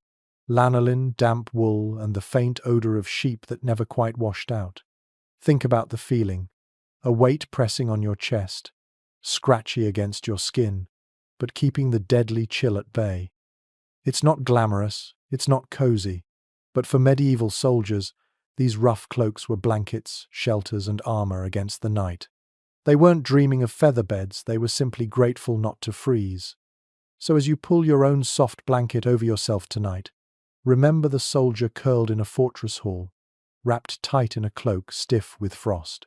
His blanket was scratchy, heavy, and smelled of smoke, but it meant the difference between life and death. Comfort was relative, but survival was absolute. The hall smells of wool and smoke, but your ears catch another sound, the faint scrape of hides dragged across the floor. You blink through the gloom and see soldiers spreading animal skins, thick pelts of deer, wolf, or sheep against the walls and over their bedding. If cloaks were the common man's blanket, then animal skins were insulation in its rawest form. What's well documented in medieval inventories is the use of hides not only as clothing but also as bedding and wall hangings. In castles across Europe, fur and leather were layered across drafty stone surfaces to reduce the icy bite of winter. For elite households, pelts were trophies, bear skins, fox furs, or ermine displayed as symbols of status. For ordinary soldiers, they were simply practical barriers between flesh and stone. You might be surprised to learn that hides often served double or triple duty. A sheepskin could line a saddle by day, then become a soldier's blanket at night, and eventually be cut into patches for repairing boots. Nothing went to waste. A hide might carry sweat, smoke, and manure, but its warmth was priceless in the black chill of a castle night. Researchers remain divided over just how widespread fur bedding was among common soldiers. Some argue that hides were too valuable, reserved for nobles or wealthy knights. Others point to archaeological finds of coarse sheepskins in garrison contexts, suggesting ordinary men did indeed curl up beneath them. The evidence points to a patchwork reality. Some garrisons slept with nothing but straw, while others padded their walls and floors with animal skins scavenged from hunts or tithes. Close your eyes and imagine it. You lie down on a patchwork of furs, the hair prickly but warmer than bare stone. Your cheek sinks into coarse wool, your body pressed against the lingering scent of animal musk. The room feels smaller, closer, almost cave-like, as hides drape over walls and flutter faintly in the draught. It's not comfort in the modern sense, it's survival through the borrowed warmth of beasts. The sensory detail is overwhelming. The air is thick with the mingled smells of smoke, sweat, and animal grease. Your hands brush fur stiff with dried sweat, or greasy with old fat rubbed in as a crude preservative. Yet against the cold you don't mind. The hides trap heat in a way straw never could. Wrapped tightly, you fall asleep imagining the living creature that once owned the skin, its body as warm as you now wish to be. Oddly enough, some chronicles mention that hides were hung not just for warmth, but for acoustics. Large tapestries or pelts softened the echo of a stone hall, muting the constant clang of armor and voices. Imagine drifting into sleep not only warmer but also cocooned in muffled silence, the roar of the hall dulled to a hum, a small mercy, but a mercy all the same. The risks were real, though. Hides were breeding grounds for pests. Fleas thrived in fur, lice hid in seams, and the smell of rancid fat clung permanently to cloaks and bedding. A careless soldier might wake scratching until his skin bled. Yet when the choice was between itching and freezing, most chose the itch. Consider, too, the inequality of skins. Nobles wrapped themselves in furs of fox or marten, lined their chambers with ermine, or draped bear pelts across their beds. Soldiers used whatever was available: sheep, goat, even dog or cat. The hierarchy of warmth was carved into the very fabric of animal hides. The nobler the beast, the softer the sleep. Still, hides carried a primal reassurance. They reconnected men to the wild, to the animals that shared their world. In a stone castle that felt alien and hostile, a fur pelt reminded you of hearths, huts, and the natural order. Curling up inside an animal skin, you weren't just warming your body, you were borrowing the survival strategies of the beasts themselves. Picture now the hall at night. Hides spread across straw, draped along walls, tucked over sleeping men. A soldier snores with a wolf pelt over his head, Another lies curled on sheepskin, his boots sticking out. The hall resembles less a barracks and more a hunter's camp. The line between man and beast blurs in the flicker of torchlight. And when dawn comes, you rise with the stink of fur on your cloak, the imprint of wool still pressed into your cheek. You scratch at bites, stretch aching limbs, and roll up the pelt for another night. It isn't glamorous. It isn't clean, but it kept you alive, and that's all the cold castle demanded. So as you lie beneath your own modern blanket, imagine the medieval soldier burrowed in hides, cocooned in the warmth of animals long gone. Rough, itchy, and foul-smelling though it was, that skin carried him through another night. Comfort was never the point, survival was. The hides keep you alive through the night, but when you stir awake the next morning, your nose wrinkles at a sharp tang in the air. It isn't just smoke from the dying hearth, or sweat from the men packed around you. It's something saltier, smokier, more pungent. Then you realize the very food that kept you fed also changed the air you breathed, and by extension the smell of where you slept. Salt, smoke, and salted smoke lingered not only in the kitchens but in the bedding, cloaks, and very skin of the garrison. One firmly attested reality is that food preservation shaped the castle's atmosphere. Meat and fish were heavily salted to last through winter, stored in barrels that lined storerooms and sometimes the very halls where men slept. Fires used for smoking meat also smoked out sleeping soldiers. Your bedding absorbed it, your cloak carried it, and your hair reeked of it. In some castles, the great hall doubled as a dining room, dormitory, and food store, meaning that soldiers quite literally bedded down beside barrels of brine-soaked pork. You might smile at the thought that the smell of dinner clung to you through the night, but it wasn't always pleasant. Salted meat sweated brine, and barrels leaked onto the straw. Imagine rolling over in your sleep and finding your sleeve damp with sticky salt water. Not exactly luxury. Here's an odd little practice noted in some accounts. Dried herbs like sage or thyme were hung above storage and sometimes strewn into rushes to counteract the odor. Soldiers joked that they were sleeping in a stew pot, surrounded by meat, salt, and herbs all at once. The line between bedroom and kitchen blurred until it vanished entirely. Modern historians remain divided on how overpowering these smells really were. Some argue that medieval people, accustomed to such environments, barely noticed. Others insist that the reek of salted and smoked foods was suffocating in closed halls, especially in winter when ventilation was limited. Whichever version is truer, the fact remains. The sense of preservation were part of the nightly landscape. Picture yourself lying on straw, pulling your cloak over your nose. The air is thick, your throat dry from smoke, your lips cracking from salt. You breathe shallowly, trying not to gag on the stench of half-cured pork mingling with damp wool. Then your stomach growls, betraying you, and you realize the same smell is both disgusting and comforting. Disgusting because it clings to your skin, comforting because it promises food tomorrow. The sensory details build. Fires in the kitchens below waft smoke through the cracks, and it mixes with sweat from men, manure from animals, and the omnipresent tang of salt barrels. You taste it even as you close your eyes, sharp, metallic, lingering on your tongue like seawater. Your cloak smells like bacon, your hair like a smokehouse. To sleep in a medieval castle was to marinate overnight. Of course, these odors carried risks. Excess smoke irritated lungs, leading to chronic coughs, or what later centuries called black lung. Salt preserved meat but also parched soldiers, making them thirstier than fresh food would. The very methods of survival pressed on bodies like an unseen weight. You might live through winter, but you did so at the cost of comfort. And yet, there was something strangely reassuring in it. The smell of smoke meant fire, and fire meant warmth. The smell of salt meant meat, and meat meant another day of strength for watch duty. Soldiers grew accustomed to the olfactory assault, even attached to it. To lie in a hall without these scents might have felt uncanny, even unsafe. Think, too, of the hierarchy again.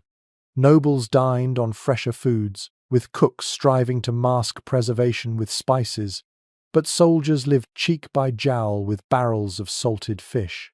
If you were unlucky, you might bed down beside pickled herring and wake smelling like the sea.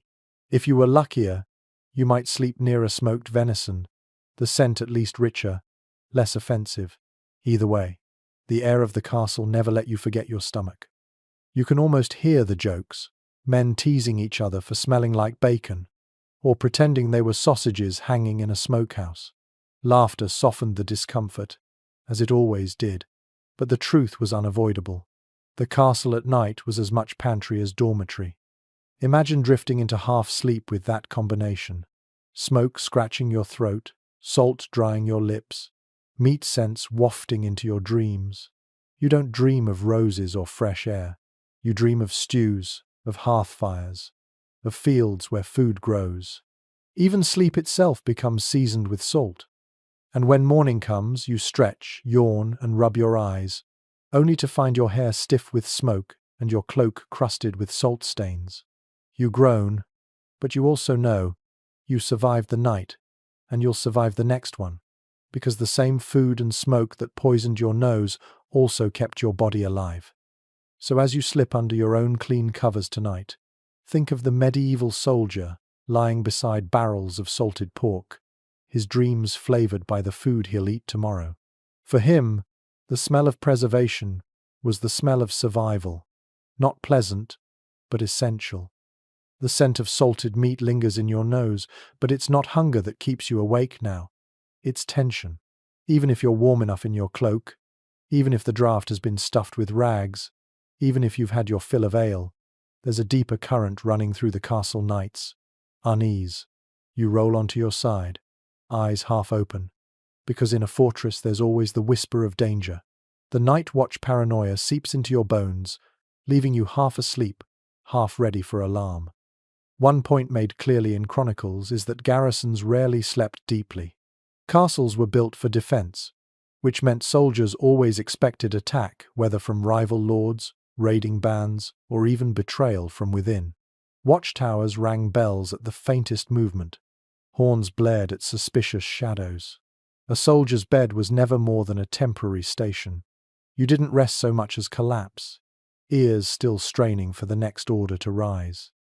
Imagine yourself curled on straw when a sound cracks the silence, the snap of wood, a dog barking, footsteps on stone. You jolt upright, cloak tangled, heart hammering. A moment later you realize it's just another soldier stumbling to relieve himself in the courtyard. But by then, your pulse has already banished sleep.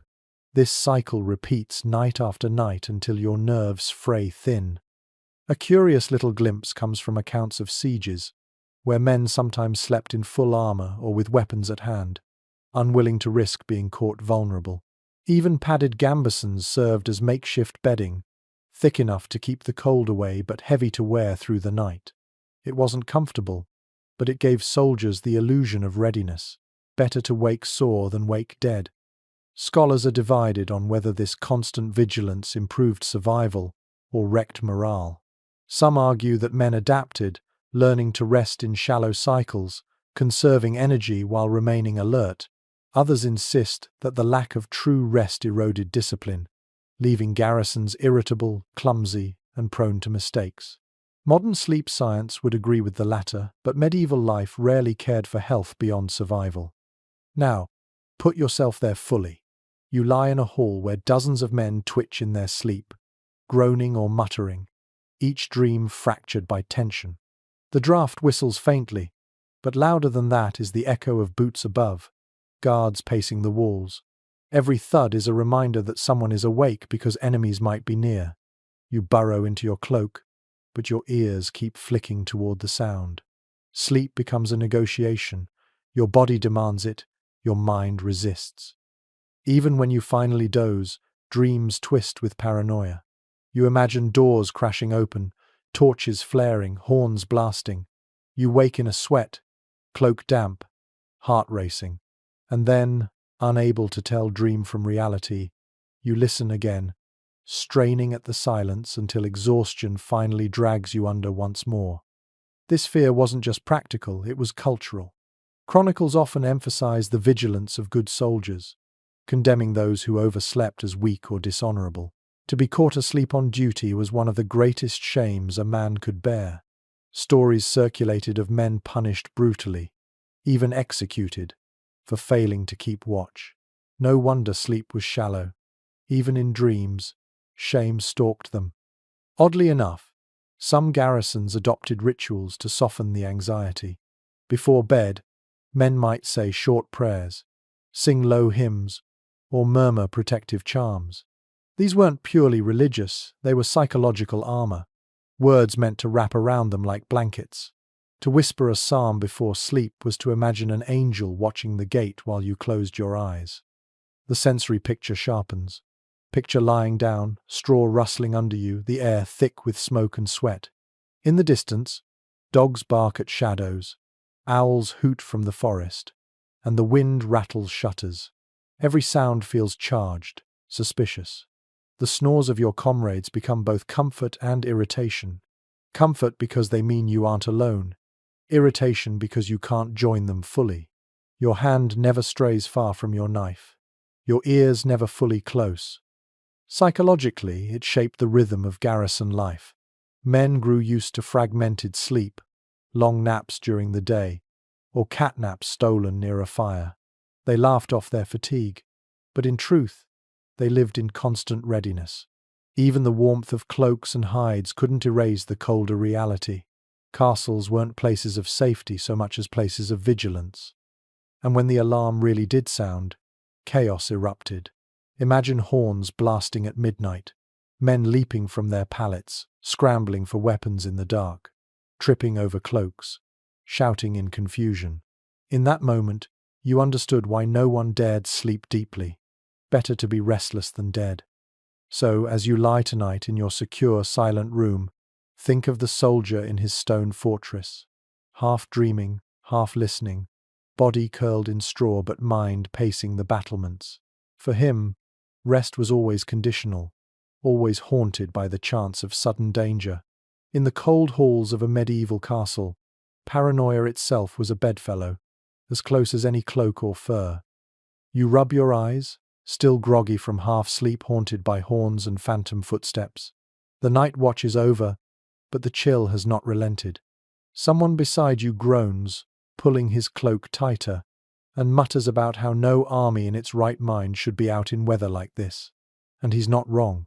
The truth is, winter campaigns were often avoided whenever possible, because the struggle wasn't only against enemies, it was against the cold itself.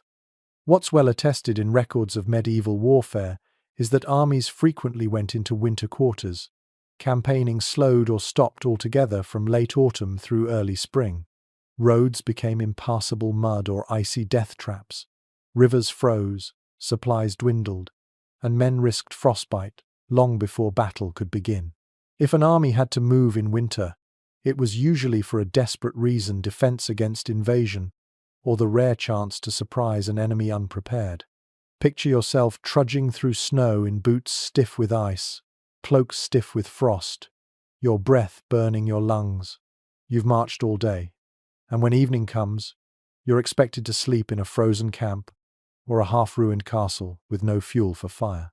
You envy the garrisons who stayed put, at least able to lean on stone walls and a hearth, however smoky. Out in the field, even straw was a luxury. You might be amused to know that chroniclers sometimes describe commanders deliberately calling off sieges as winter drew near.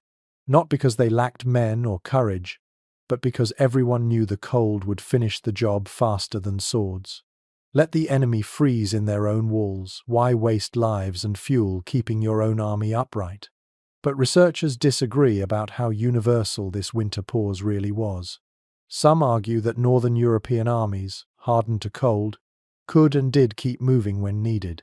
Others believe that medieval winters were simply too brutal for large-scale campaigning, pointing to gaps in battle records during harsh seasons. The so-called Little Ice Age in later centuries only worsened the problem. In the end, the evidence suggests flexibility. Some armies endured winter marches, but most avoided them like plague. Now imagine what it meant for sleep. In winter campaigns, soldiers often had no castles at all, just tents pitched on frozen ground, or lean-tos scraped together from branches and canvas. Men lay side by side, teeth chattering, pressed so close that frost formed on their beards where their breath condensed. Fires were difficult to keep alive in wet snow, and damp wood smoked more than it burned. Sleep was less recovery than suspended animation, bodies conserving energy like hibernating animals. Inside castles, the story wasn't much brighter. Supply lines in winter often snapped, leaving garrisons short on firewood. Fires dwindled, and soldiers wrapped themselves in every scrap of fabric they owned. Some castles even rationed straw, forcing men to share pallets or sleep on bare stone. You curl in your cloak, listening to the groans of men who know tomorrow will be colder still. The sensory details are stark. The hall is dark, only a few coals glowing faintly. The air bites your nostrils with every breath. Your fingers stiffen even inside your cloak, and your toes feel like lumps of stone. Around you, men cough, sneeze, and curse. Someone mutters a prayer for spring. The atmosphere is heavy with despair, heavier than the weight of wool on your shoulders. Oddly enough, chronicles record cases of soldiers deliberately keeping themselves awake, rather than risk freezing in sleep. They stamped their feet, sang songs, or told stories to ward off drowsiness, fearing that if they surrendered fully, they would never wake again. Imagine the eerie sound of men humming through the night, voices quavering, torches flickering, as if the hall itself were holding vigil against death. And yet, camaraderie was forged in these grim seasons. Men joked bitterly about their misery, invented songs mocking the cold, or gambled away scraps of food to pass the time. The laughter was thin, but it kept spirits alive. Even in the coldest castles, humor was a kind of fire. There's also the question of strategy. A lord who forced his men to march in deep winter risked rebellion or desertion. Soldiers who froze at night were less willing to fight at dawn. So leaders weighed not only supply lines and enemy strength, but also the raw question: could their men even sleep? Could they rest enough to function? The answer often dictated the rhythm of entire wars. Picture now the dawn after a freezing night. Soldiers rise stiff, groaning, joints cracking, cloaks crusted with frost crackle as they shift. Breath clouds hang in the hall like fog. Fires are coaxed from embers, and the smell of smoke returns, filling lungs with both relief and irritation. The men are alive, but barely. That was victory enough. So while we might imagine armies always clashing dramatically in snow, the reality was often quieter, slower, more desperate. Winter was not the season of glory, it was the season of survival. Sleep itself became a form of resistance, a stubborn clinging to life in a world that seemed determined to freeze it out. As you pull your own blanket tonight, maybe warm and soft, think of the medieval soldier dreading another night in a stone hall, or worse, in a snowy camp. He didn't dream of conquest, he dreamed of spring, and sometimes, simply making it through winter was the greatest triumph of all. The nights stretched long and bleak, yet not every soldier endured them in quite the same way. As you stir under your cloak, you notice something peculiar in the Lord's chambers above. While most of the garrison huddled in rough wool or hides, a select few enjoyed imported luxuries, comforts carried along trade routes from faraway lands. Silk quilts, feather mattresses, linen sheets and cushions filled with down drifted into castles, creating a stark divide between how the many and the few slept. Evidence from household accounts reveals that wealthy nobles often commissioned beds stuffed with goose or swan feathers. Merchants ferried fine linens from Flanders, silks from the East, and exotic furs from Russia or Scandinavia. These weren't everyday items for common soldiers. They were treasures. A bed layered with imported textiles was as much a statement of power as a golden chalice or jeweled sword. To sleep in such comfort, wrapped in silks and feather quilts, was to announce that you had wealth enough to buy warmth itself. Imagine slipping beneath a quilt stitched from damask silk, its sheen catching the glow of the firelight. Your head rests on a pillow filled with down, softer than anything a soldier in the hall could imagine. The air smells faintly of beeswax candles instead of smoke. Outside, wind gnaws at the shutters, but inside you float in a nest of fabric. The contrast is so sharp you could almost forget the cold exists at all. There's even a curious note in some chronicles.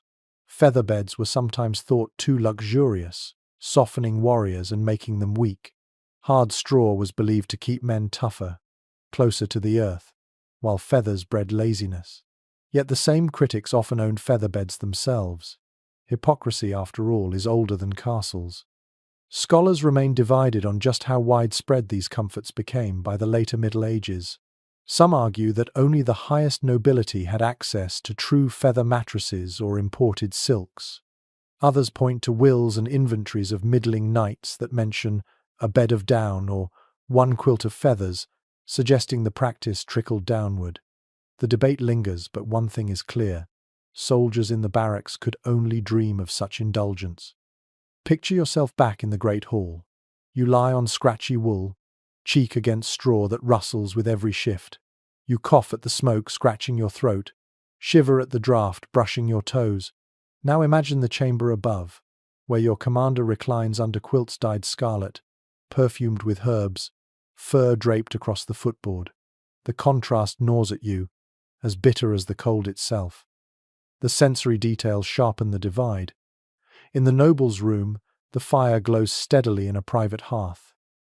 Tapestries muffle the wind, their woven patterns glowing with candlelight. The bedding feels smooth against the skin, warm without being stifling.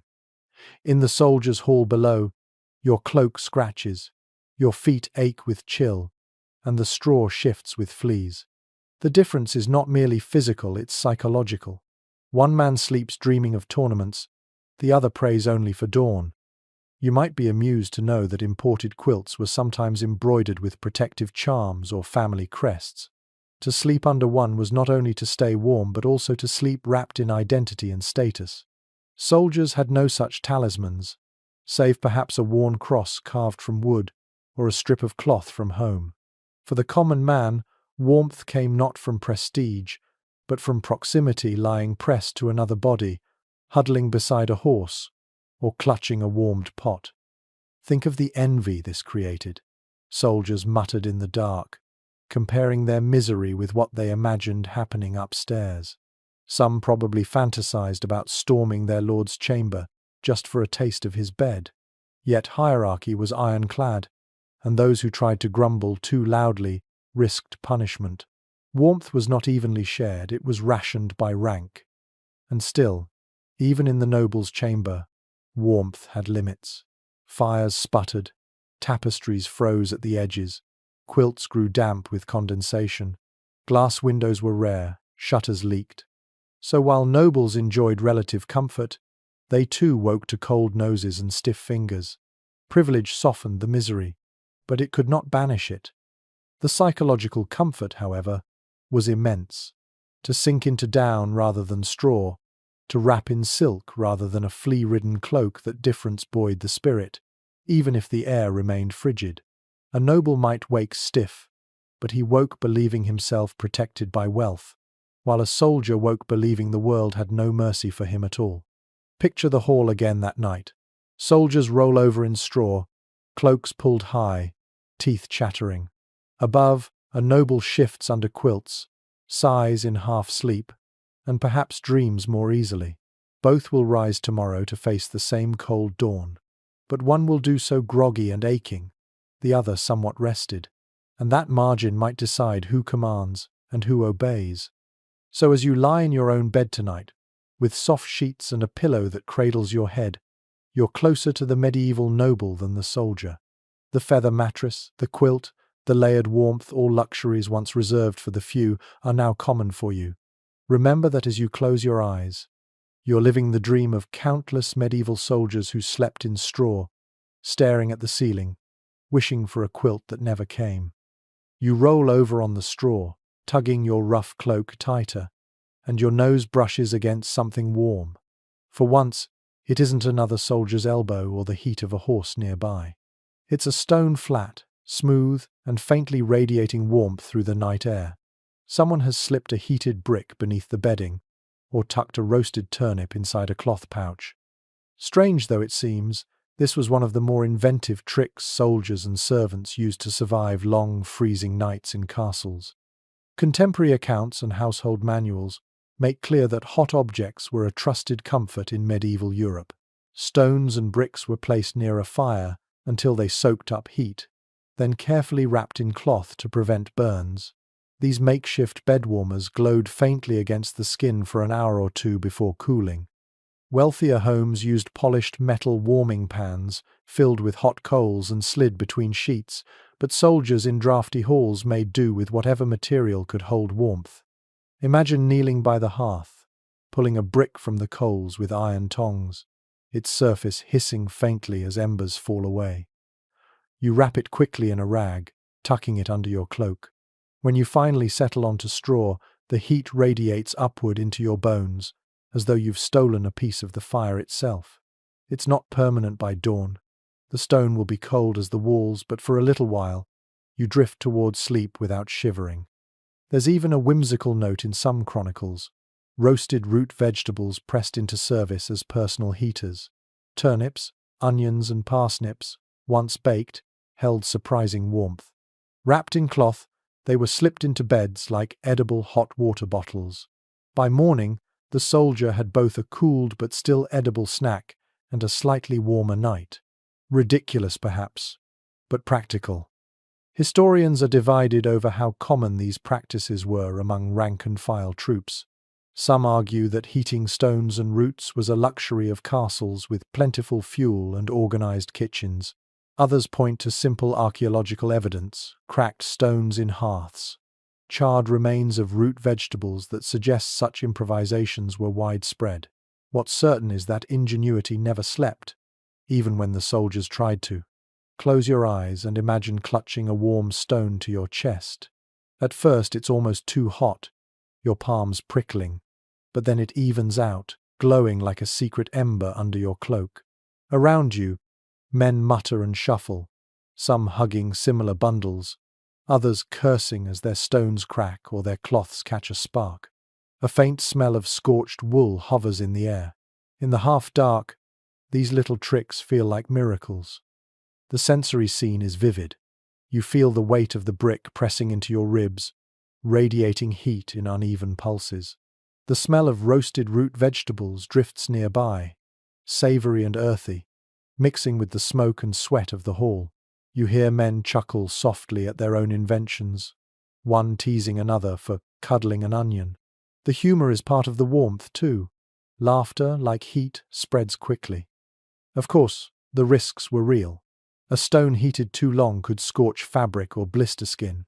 Warming pans filled with coals sometimes sparked fires, turning bedding into tinder.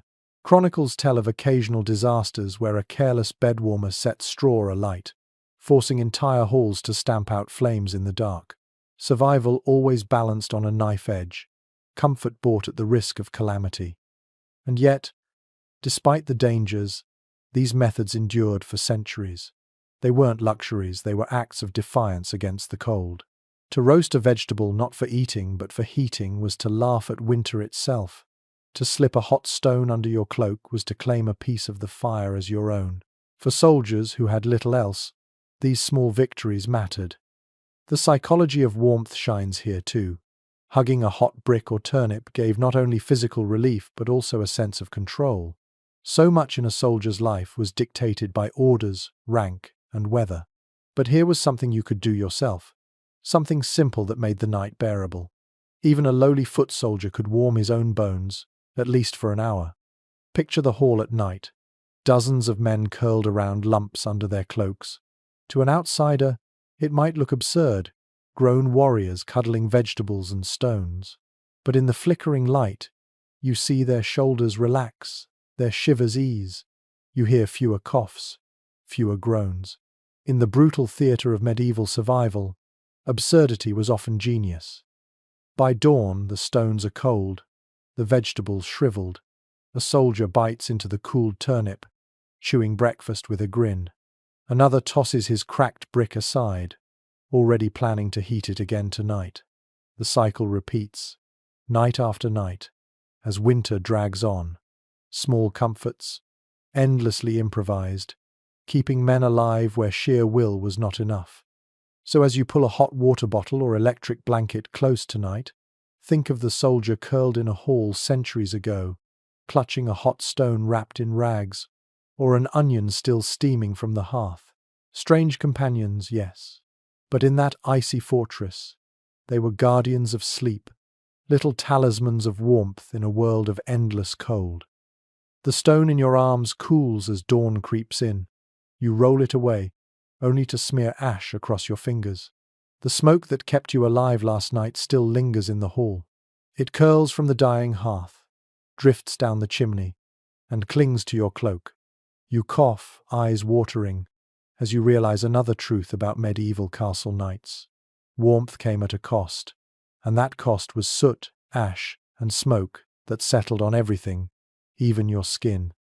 Written accounts from castle households confirm that open hearths and primitive chimneys filled interiors with grime. Unlike modern fireplaces, medieval smoke rarely vented cleanly. Flues were narrow, poorly drafted, or non-existent. The result was a constant haze indoors. Soldiers sleeping near the fire felt its warmth but woke coated in soot, their faces blackened like coal miners. Fires that were meant to sustain life also left behind a residue of discomfort. Picture yourself lying on straw by the hearth. The coals glow faintly, the heat welcome, but your lungs sting with every breath. Your eyes smart, tears slipping down your cheeks. By morning your cloak is streaked grey, your hair smells of smoke, and your skin feels greasy from soot. You rub your cheek, and your hand comes away dark. Still, you smile grimly. Better a blackened face than a frozen corpse. Oddly enough, some people believed soot itself had protective qualities. Folk remedies claimed that rubbing ash on the body kept away fleas or even strengthened the skin against cold. Imagine soldiers joking as they smeared soot across their cheeks, pretending to be warriors painted for battle. Practical or not, such rituals softened the misery of sleeping in smoke. Modern scholars continue to debate how harmful this constant exposure was. Some argue that short-term smoke inhalation merely caused irritation, while others point to chronic respiratory issues described in medical texts, coughs, inflamed lungs, shortened breath that sound eerily familiar to modern descriptions of long-term smoke damage. Archaeological studies of skeletal remains suggest high rates of respiratory illness in populations living around open fires. Whatever the medical verdict, the discomfort was real and immediate. Now, imagine the sensory landscape of the hall. Smoke curls low, glowing faintly in the firelight, like grey ribbons weaving between men. Ash drifts down like snowflakes onto straw. Every movement kicks up a puff of soot. Every breath tastes of burnt oak. The torches on the walls sputter, their flames suffocated by draughts. You hear coughs echoing in the dark, wheezing breaths of men who will never again know what clean air feels like. Yet for all this misery, soldiers often preferred the smoky corner near the hearth to the icy corners by the door. The warmth outweighed the sting. Some even jostled for space, arguing over who had earned the right to sleep closest to the embers. Rank decided much of it, but sometimes raw stubbornness did. A man might rather choke on soot than freeze on stone. And soot spread beyond the hearth. It crept up walls, blackened ceilings, stained tapestries, and left a greasy film on every surface. Even in noble chambers, painted walls turned grey, and carved stonework darkened. Castles were not the pristine white fortresses you might picture, but dim, smoke-stained labyrinths. To live in them was to carry smoke in your lungs, your hair, your bedding. There's a curious note in some accounts. People deliberately mixed ash with water to scrub floors, or with animal fat to create crude soap, so the same grime that coated soldiers became part of the cleaning process. Imagine lying down on straw knowing tomorrow you'll rub the same ash into the rushes as a disinfectant. Life in castles blurred the lines between filth and function.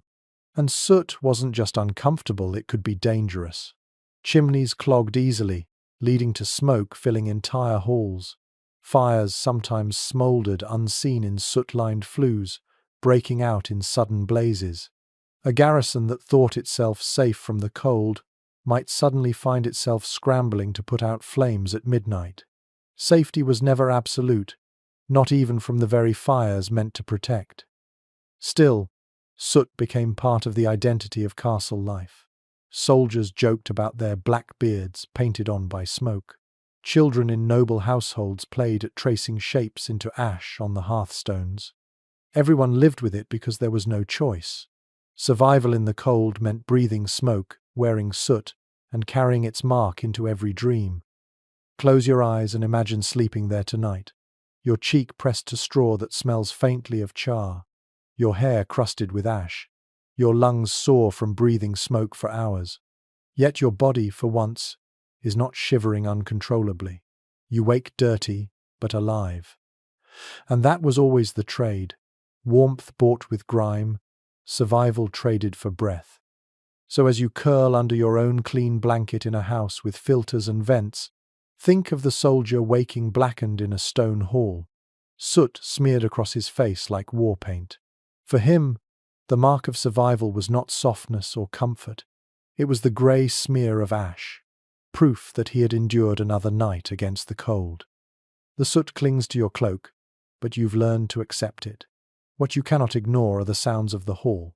Even when the fire has burned down and the drafts have been blocked, the night is never silent. As you lie half asleep on straw, the soundscape of sleep surrounds you, an orchestra of snoring, coughing, armor rattling, dogs barking, and the distant cry of wolves in the forest beyond the walls. Silence in a medieval castle was rare. Chroniclers often describe the cacophony of communal living. Dozens, sometimes hundreds of men crammed into halls or barracks, each bringing his own habits and ailments. One soldier snores like a trumpet, another coughs from smoke-damaged lungs, a third mutters prayers in his sleep. Horses in the stable stamp and whinny, dogs scavenge for scraps and bark at shadows, while owls hoot from the battlements. It was a symphony of discomfort, woven so tightly into garrison life that men barely noticed after a while. Imagine lying there, eyes shut, straw scratching your cheek. To your left, a man snores so loudly you feel the vibrations through the floor. To your right, another groans and shifts, his armor clanking as he rolls over. Somewhere in the distance, boots creak on the parapet above guards pacing endlessly. And beneath it all, the faint, unnerving chorus of wolves howling, reminding you that even outside the walls, danger never sleeps. One curious detail comes from monastic dormitories, which weren't so different from soldiers' quarters. Monks wrote of the constant chorus of coughs, sneezes, and murmured dreams in their communal halls. It's amusing to think that whether you wore armor or robes, sleep in the Middle Ages was always accompanied by the same soundtrack of humanity. Archaeologists and historians still puzzle over whether soldiers grew used to this noise or if it kept them perpetually restless. Some argue that people of the past, accustomed to communal living from childhood, found it easier to tune out others' sounds. Others believe the constant racket wore down morale and health, making deep sleep almost impossible. The truth may have varied from person to person, one soldier deaf to snores, another ready to throttle his bunkmate after a single night. The sensory experience goes deeper. Imagine the smell that accompanied the noise, sweat sour in the straw, smoke clinging to wool, and the sharp tang of urine from chamber pots not emptied until morning. Sound and smell mingled to create an environment where comfort was nearly impossible, and yet your body, exhausted from drills and guard duty, surrendered to sleep anyway. Sometimes, the noise was punctuated by sudden alarms. A dog's bark turned frantic, the watchman's horn blared, and men lurched awake, straw flying, swords scraping from scabbards. Hearts pounded until the all-clear came, revealing it was only a fox in the courtyard or the wind rattling a shutter. Afterward, soldiers muttered curses, wrapped themselves again, and tried to fall back asleep more restless than before. You might be surprised to know that some garrisons deliberately encouraged low-level noise at night. Whispered conversation, humming, or even soft singing kept men awake enough to prevent freezing. In silence, the temptation to drift into dangerous torpor grew too strong. But with the constant hum of voices and sounds, soldiers remained alert, if never fully rested. Picture the hall in full detail. Shadows flicker from dying torches. Men breathe in uneven rhythms. One whimpers in a dream. A rat scurries along the wall, chased by a dog that growls low before curling back down. Outside, the wind howls like a living thing. Inside, the echo of armor shifting and boots clattering on stone never truly ceases. You close your eyes, trying to sink deeper, but the castle itself seems alive, groaning and sighing, its very stones cracking under frost. The psychological toll of constant noise was real. Soldiers joked about their comrades' snores, but beneath the humor lay exhaustion. In a world without earplugs or soundproofing, you couldn't shut out your environment. You shared every cough, every groan, every bark. Sleep was a collective act, not an individual retreat. And yet there was comfort in it too. To hear the breathing of others reminded you that you weren't alone. To wake at night and see dozens of silhouettes rising and falling in rhythm with your own chest gave reassurance. The noise, irritating though it was also proof of life, of companionship, of survival. The worst nights were the quietest when sickness thinned the hall, or when men had marched out and not returned. So as you tuck into your silent room tonight, insulated from neighbors by walls and windows, think of the medieval soldier lying in a hall alive with sound. He didn't drift off to peaceful silence, but to the chorus of his fellow men, the creaks of armor, the coughs of smoke-filled lungs, and the haunting cries of wolves outside. For him, this racket was the lullaby of survival. The racket of snores, coughs, and rattling armor fades a little as the night deepens, but as you lie there, you notice a different sound rising softly through the gloom. It isn't laughter or groaning. It's voices, low and steady, blending together like waves. Soldiers and servants, some on the edge of despair, begin to pray or chant. In the bitter cold, when cloaks and fires weren't enough, men turned to words, music, and ritual. Prayer and chanting filled the gaps that straw and hides could not. Contemporary chronicles describe soldiers whispering psalms before sleep, not just out of faith but as a kind of rhythm to calm the body. Monks attached to garrisons often led nightly prayers, their voices carrying through the drafty halls. Even men who barely understood Latin found comfort in the sound of words recited together, syllables rolling like a steady drumbeat. It gave order to chaos, warmth to fear.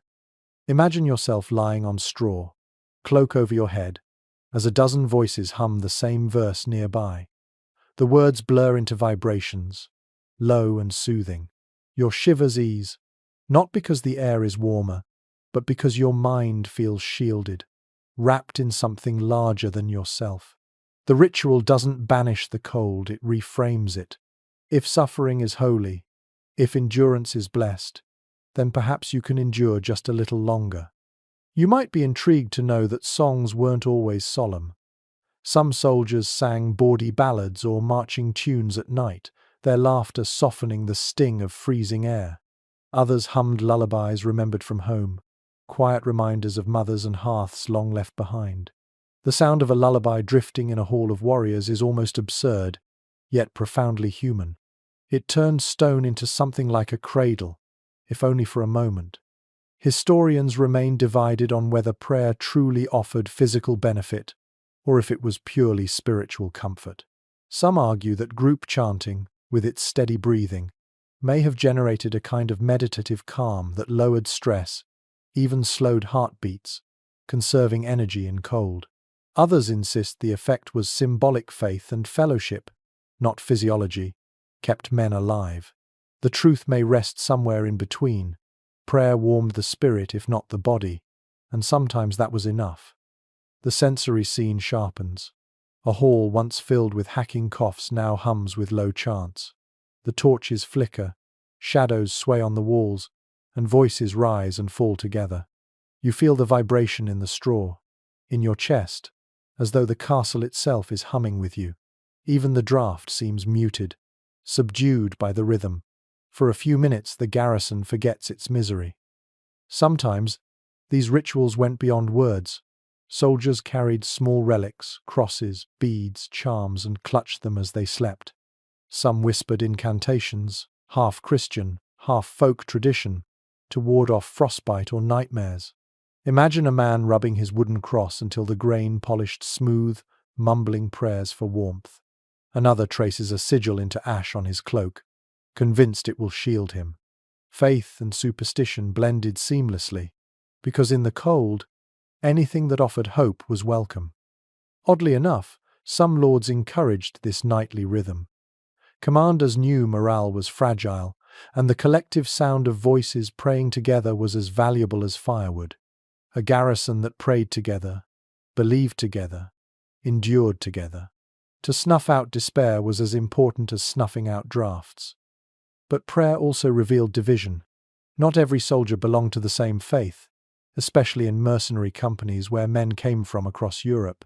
Some muttered foreign prayers, others scoffed at ritual altogether. Whispered disagreements occasionally broke into arguments. Yet even so, the very act of arguing filled the night with sound, a reminder that men were alive and present. Picture yourself drifting off as voices hum around you. A psalm ends, silence stretches, then someone begins a new verse, half sung, half muttered. Another joins in, then another. The hall breathes together, sound layering over sound. Outside, wolves howl. Inside, men answer with song. It isn't beautiful in the musical sense, but in the human sense, it is magnificent. The psychological warmth of prayer cannot be overstated. To believe that you weren't alone, that saints, angels, or ancestors stood beside you transformed fear into endurance. Soldiers wrapped themselves in faith as tightly as they wrapped themselves in cloaks. The body might freeze, but the soul was insulated. And in the end, that may have been the greatest survival tool of all. Not stone walls, not furs, not fires, but the collective voice of men refusing to yield to silence. For in silence, despair grows. In sound, in shared ritual, the night passes more gently.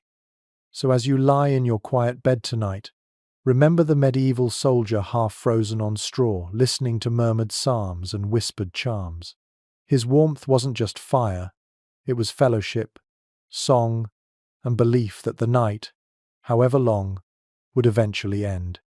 The low chanting fades, replaced by coughing and groans, and soon the hall is restless again. You turn on your straw pallet, and as you shift, something scratches your neck. At first, you think it's the rough wool of your cloak, but then the itching grows, creeping across your skin. You slap at it, only to realize what many soldiers already knew. The very measures that kept them warm also bred endless discomfort. Lice, fleas, damp straw, and smoke were as much a part of medieval sleep as cloaks and fire. Warmth brought its own hazards. Archaeological digs of castles and barracks have unearthed countless remains of parasites, flea shells, louse combs, and even bedding stuffed with straw still infested after centuries. Written records describe the same thing. Soldiers scratched themselves raw in the night, their straw mattresses crawling with pests. No matter how tightly you wrapped your cloak, the vermin found their way inside. Warmth, tragically, created the perfect breeding ground. Imagine lying half asleep, only to feel tiny legs crawling across your scalp. You itch, scratch until you bleed, but relief never lasts. Your cloak smells of smoke and sweat, your straw damp from spilled ale or chamber pot water, and the warmth you've trapped is exactly what keeps the insects thriving. A soldier's body became both furnace and feast.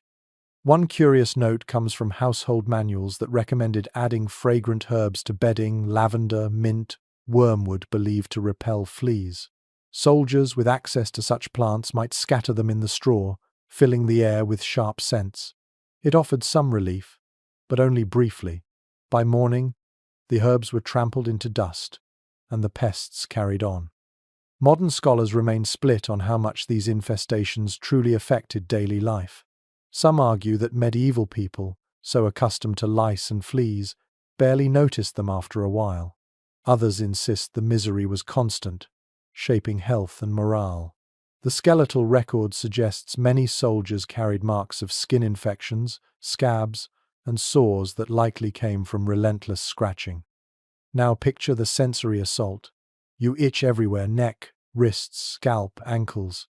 Around you men groan, slapping at themselves, muttering curses into the dark. The scratching becomes part of the nightly soundtrack, as familiar as snoring. Smoke adds to the torment, stinging your eyes, drying your throat, while damp straw chills your back. Every sense screams for comfort, but there is none. The damp was especially cruel. Straw absorbed moisture from spilt drink, from leaking roofs, from men sweating under cloaks. By morning, it squelched faintly under your body, clammy and sour-smelling. You cough as mildew rises, thick and choking. Some castles replaced straw regularly, others left it until it rotted. In either case, the bedding felt less like refuge and more like a compost heap. And then there was the smoke poisoning. Fires kept you alive, but the constant inhalation of soot left soldiers with hacking coughs, raspy voices, and burning eyes. You hear men clearing their throats every few minutes, spitting black phlegm into corners. Some wheeze through the night, lungs laboring against years of smoke exposure. Sleep becomes shallow, punctuated by fits of coughing that ripple across the hall like waves. Oddly enough, some men swore by smoke as protection. They claimed it kept fleas at bay or hardened the body against cold. To sleep in smoke was not just tolerated, but sometimes praised. But whether this belief was true or just resignation, the fact remained. The same fires that promised survival also sowed slow sickness. Imagine being a new recruit, unused to it all. The first night, you gag on smoke, gag again on the smell of damp straw, and lie awake scratching furiously at lice. You whisper to yourself that you'll never survive, but weeks later, you no longer notice. The itching, the coughing, the stench all become background noise. Misery transforms into normality. The psychological toll lingered nonetheless. Men grew irritable, short-tempered, and quick to fight over small annoyances.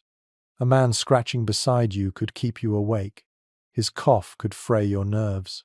Fights sometimes broke out in the darkness over straw, blankets, or even just the way someone breathed.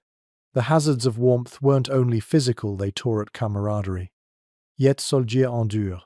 They invented jokes, calling lice little bedfellows, or the army's smallest recruits. They laughed at each other's coughing fits, teased those who scratched most, and shared herbal remedies when they could. Humour dulled the misery, even when the skin bled and the lungs burned. Picture the hall again at midnight. Dozens of men rustle, scratch, cough, and curse in the dark. The torches sputter, shadows stretch, and the air tastes of salt, soot, and mildew. You close your eyes, trying to pretend it doesn't matter, reminding yourself that dawn always comes. You learn the brutal lesson that warmth and filth often go hand in hand, and that survival rarely feels clean. So as you pull your fresh blanket over you tonight, with clean sheets and filtered air, remember the medieval soldier curled in straw, itching from lice, coughing from smoke, and yet still clinging to life. For him, sleep was not comfort, but defiance, a stubborn act of rest in a world that offered only hazards. The itching still lingers on your skin, but your mind drifts to a darker thought. Not every castle a soldier slept in was his own.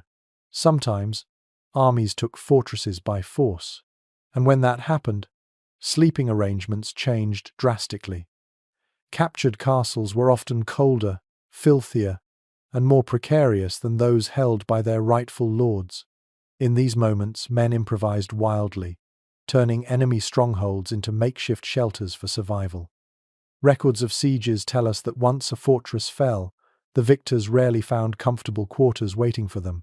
Fires had often been extinguished by defenders, food stores spoiled or destroyed, tapestries ripped down to prevent reuse.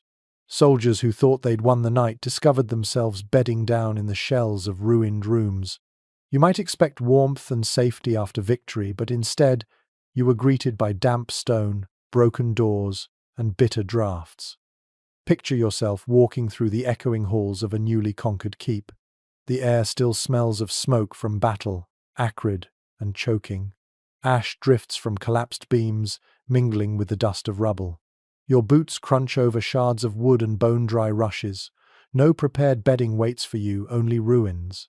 You drop your pack, glance around, and decide you'll sleep on the floor with your cloak pulled tight, hoping the walls don't collapse further in the night.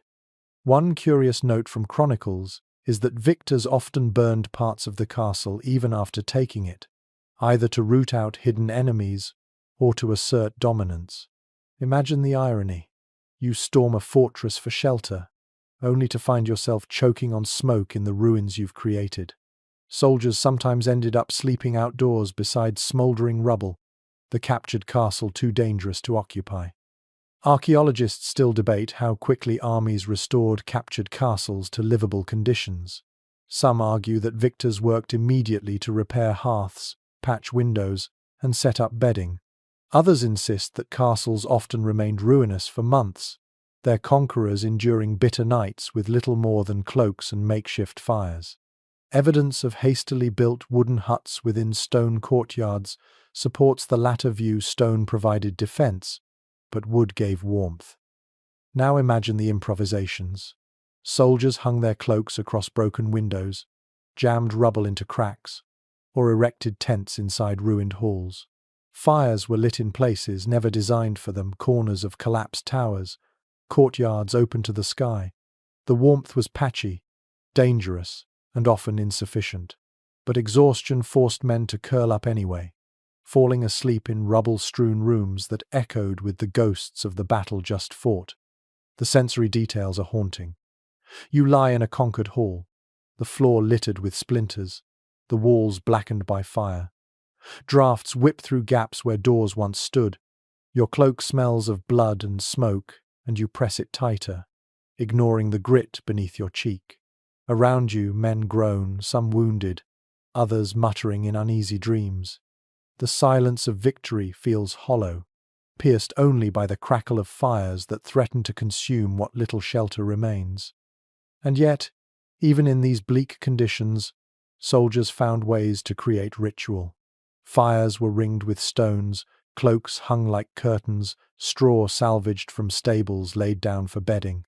Some men even dragged animal carcasses inside, not just for food but for warmth, lying near them as if proximity to a dead beast still offered comfort.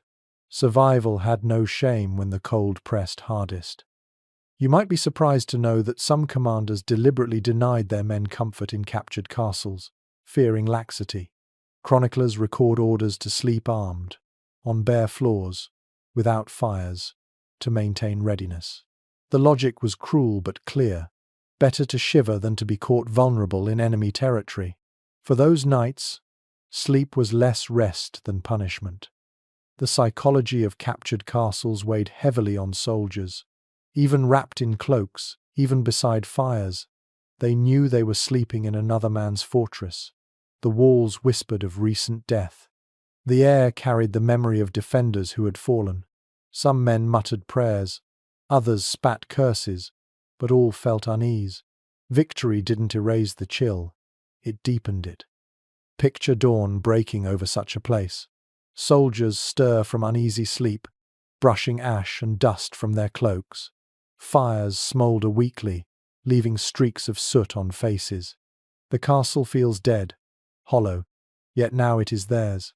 Men stretch stiffly, coughing from smoke, still scratching at fleas. They survived the night, but it hardly feels like triumph. So when you imagine medieval soldiers resting in castles, remember that not every hall was their home.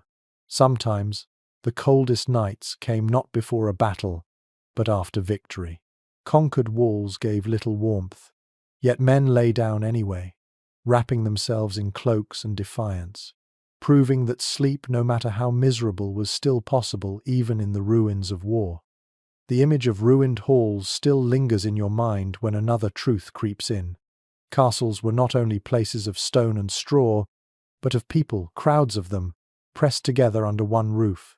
You shift on your pallet and notice how tightly packed the bodies are. Shoulders touching, breaths mingling. Communal sleeping wasn't just an accident of space, it was the default condition of medieval life. Privacy was almost non-existent. Household records and chronicles alike reveal that soldiers, servants, and sometimes even visiting peasants all shared sleeping quarters. The great hall functioned as dining room by day and dormitory by night. When meals ended, trestle tables were cleared, straw laid down, and men sprawled wherever there was space. The idea of each person having a private bed would have seemed alien to most. Sleep was a collective act, not an individual retreat. Imagine lying down in that hall. The man on your left snores with a rattle that makes you want to shake him. The one on your right coughs into your shoulder. A boy serving as page curls up at your feet, his small body radiating warmth. Someone behind you mumbles prayers in his dreams, and across the room, two men whisper gossip in low tones. It's not just crowded, it's intimate, closer than you might ever wish to be with strangers. One odd practice noted in some accounts is that soldiers sometimes slept in alternating directions, one man's head by another's feet, forming rows of tangled limbs. The idea was practical. This arrangement packed more men into a confined space while reducing direct face-to-face breathing. But it meant waking with someone's boots by your nose, the straw rustling as your neighbor shifted in his sleep. Historians continue to debate whether such communal sleeping bred solidarity or resentment. Some argue that closeness forged bonds, turning comrades into brothers. Others suggest it wore men down, fueling quarrels, irritability, and outbreaks of violence. Archaeological evidence of garrison life shows both possibilities. Graffiti of camaraderie, etched into castle walls alongside records of brawls erupting after sleepless nights. The sensory reality of such togetherness is difficult to overstate. Heat builds quickly in a crowded hall, but so does odor. The air becomes heavy with sweat, breath, and the sour tang of unwashed bodies. You cough at the thickness of it, eyes watering, lungs tight. Yet you also feel your body warming, your shivers easing. Misery and comfort entwine in the same air. For the lowest-ranking men, communal sleeping wasn't optional. They had no claim to private corners or side rooms. But even those of higher status often shared beds. Nobles slept with retainers, siblings, or guests, partly to save space, partly for warmth, and partly because bed-sharing signified trust. To invite someone into your bed was to extend intimacy, whether born of affection, obligation, or politics. A bed was both blanket and alliance. You might find it striking that even royalty was not immune. Kings often shared chambers with attendants or fellow nobles. Accounts of monarchs on campaign describe them sleeping in tents filled with courtiers, everyone pressed together on pallets despite their status. The difference lay not in solitude but in quality of bedding, fine furs and feather mattresses for the highborn, rough straw for the rest. But all breathed the same cold night air. Imagine the sound of that hall as sleep takes over. The first snores begin, then multiply, layering into a chorus. Some men mutter, others laugh briefly before drifting off. A few shuffle closer together, shoulders pressed in unconscious search of heat. You lie there, squeezed between strangers, feeling both irritated and comforted. You can't escape them, but you also can't imagine surviving without them. The lack of privacy shaped psychology. Secrets were rare. Every cough, every whisper, every nightmare was public. You learned to accept exposure as part of life, to fold yourself into the group rather than carve out solitude. Individuality shrank in the cold. Community swelled. If you hated your comrades, the night was torment. If you trusted them, the night was bearable, even safe. A few chronicles describe how men made games of it. They would wager who snored loudest, tease one another about talking in dreams, or mock those who flailed in their sleep.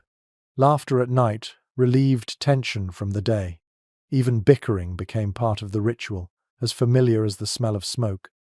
And sometimes moments of unexpected tenderness emerged. A soldier might notice his comrade shivering and throw a cloak over him. Another might shift to make room for a boy too small to keep warm alone. In the middle of a harsh winter night, compassion was as practical as it was emotional, keeping one another alive, blurred with caring for one another. Picture the hall again with torches nearly burned out, shadows swaying. Dozens of men breathe together, bodies pressed close. You inhale, smell wool, smoke, sweat, and something strangely reassuring, the collective presence of others. You are not alone. Your warmth is shared, your discomfort shared, your survival shared. It is not peace, not comfort, but it is endurance. So when you slip into your own bed tonight, private and quiet, remember the medieval soldier who never knew such solitude. His nights were crowded, noisy, itchy, and stinking of bodies, but also threaded with companionship. He survived, not in silence, but in community, one body pressed against another in the cold halls of stone. The night in the crowded hall grows long, and though you are pressed shoulder to shoulder with men you barely know, you notice something else flickering through the air besides smoke and snores. It is the stories, whispered between cloaks, and the tales of miracles that seem to ripple more vividly when the cold is fiercest. In medieval castles, warmth was not only borrowed from fire and fur, but also imagined into being through belief. Legends of miraculous heat saints, relics, or holy figures who kept armies alive drifted through the dormitories like invisible blankets. Accounts from chronicles show that in times of desperate winter campaigns, men often credited survival not to their cloaks or tents, but to divine intervention. Saints were invoked by name. Saint Martin, who famously shared his cloak with a beggar, became a favorite patron of soldiers seeking warmth. Relics, splinters of the true cross, bones of martyrs, or even scraps of cloth said to have touched holy figures were carried into camps and castles. Men swore that sleeping near them brought comfort against the cold. Imagine lying on damp straw, cloak barely keeping out the frost, when someone whispers that the garrison possesses a saint's finger bone in the chapel. Word spreads, and suddenly men believe the air feels warmer, the night less merciless. Whether the relic radiates heat or simply hope hardly matters. Belief itself becomes insulation. You might be amused to know that not all these miracles were entirely spiritual. Some relics were housed in ornate reliquaries, often metal boxes that could be heated near a fire before being carried ceremonially through the hall. Soldiers clutching at the relics swore they felt divine warmth, not realizing they were holding an object that had been near flames only moments earlier. Faith and practicality blended in ways that made both more convincing. Researchers remain divided on whether these tales of miraculous warmth were exaggerations, propaganda, or rooted in genuine events. Some historians argue that monks and priests embellished such stories to strengthen faith and morale. Others suggest the experiences were real placebo, perhaps, but real to the men who survived bitter nights through conviction alone. The line between miracle and psychology is blurry, and in medieval minds, there was little need to separate them. Picture yourself there, the hall dark, smoke drifting, dozens of men curled under cloaks. A chaplain enters, holding aloft a reliquary, candlelight glinting on its surface. He whispers prayers, men cross themselves, and a hush falls over the room. You feel a surge of reassurance, a sense that the cold cannot win tonight. Whether or not the temperature changes, your heart beats steadier, and your body loosens into rest. Faith becomes its own kind of fire. Legends tell of entire armies kept alive by such miracles. One story claimed that during a particularly brutal siege, soldiers who prayed to a saint awoke to find their straw warm, as if baked by the sun. Another tale spoke of a relic that glowed faintly in the night, its warmth spreading to all who touched it. Modern readers may scoff, but for men living on the edge of death, such tales carried the weight of truth. The sensory atmosphere of these nights was peculiar. Alongside the stench of sweat and smoke, you smelled incense wafting from chapels, herbs burned in rituals, or beeswax candles lit as offerings. The chanting of prayers wove with the coughing of soldiers, creating a strange blend of sacred and profane. You might wake scratching lice, yet still believe that saints hovered above you, shielding you with invisible cloaks. Oddly enough, not all miracles were Christian. In border regions where cultures mingled, soldiers borrowed charms from pagan traditions, amulets carved with runes, talismans of bone or stone, believing they held power against frost. Some even swore that certain songs or chants inherited from ancestors could warm the body if sung with conviction. In the hall, these practices blended together, each man clinging to whatever faith offered warmth. The psychology of it is powerful. When the cold was unbearable, hope itself became a survival tool. To believe that saints or spirits guarded you was to keep despair at bay, and despair, as any soldier knew, killed faster than frost. Picture again the garrison at midnight. A relic glimmers in the torchlight, passed hand to hand. Men press lips to it, close eyes, whisper promises. Around them, cloaks rustle, straw shifts, and the cold wind still seeps through cracks. Yet for a moment, no one cares. The hall feels warmer, not in degrees but in spirit. Men sleep easier, dreaming not of frostbite, but of miracles. And when morning comes, whether warmer or not, the soldiers believe they survived because of divine favor. That belief stiffens their spines, steels their courage, and carries them into another day. The miracle may not have been in the air at all, it was in the mind. So, as you drift into your own warm bed tonight, remember the medieval soldier, clinging to a story of saints or relics, wrapping himself not only in cloaks but in faith. In a world of stone and frost, sometimes belief was the thickest blanket a man could hope for. The tale of relics and saints lingers in your thoughts as the torches sputter low. You shift on the straw and realize another truth about sleeping in castles. Not all nights were spent inside. When halls grew too foul, when smoke choked the lungs or vermin overran the bedding, some men crept outdoors into courtyards or leaned against the very walls they were meant to defend. The open air was colder, yes, but sometimes the cold was less unbearable than the stench within. Contemporary descriptions of garrisons mention that soldiers often spilled into courtyards, stable yards, or even battlements to sleep. The reason wasn't always lack of space, sometimes it was choice. The hall reeked of sweat, smoke, and chamber pots. Outside, the air bit sharper but felt cleaner. In summer, especially, the cool night breeze could be relief rather than torment. Soldiers curled against walls, cloaks wrapped tight, watching stars fade into dawn. Imagine it yourself. You step outside after hours of coughing in smoke, the cold night air slapping your cheeks. You settle near a stable wall, spread your cloak, and stretch out on the hard ground. The chill creeps into your bones, but the stars overhead feel like companions, silent and steady. You shiver, but at least you breathe freely. The stone at your back is cold, but it is also solid, reassuring. You might be intrigued to know that in some accounts, guards themselves napped during watch, leaning against walls or crouching behind battlements. Officially forbidden, of course, but human exhaustion has always bent rules. A soldier nodding off with cloak pulled over his head on a parapet was a common enough sight. Punishments could be severe, but necessity often outweighed regulation.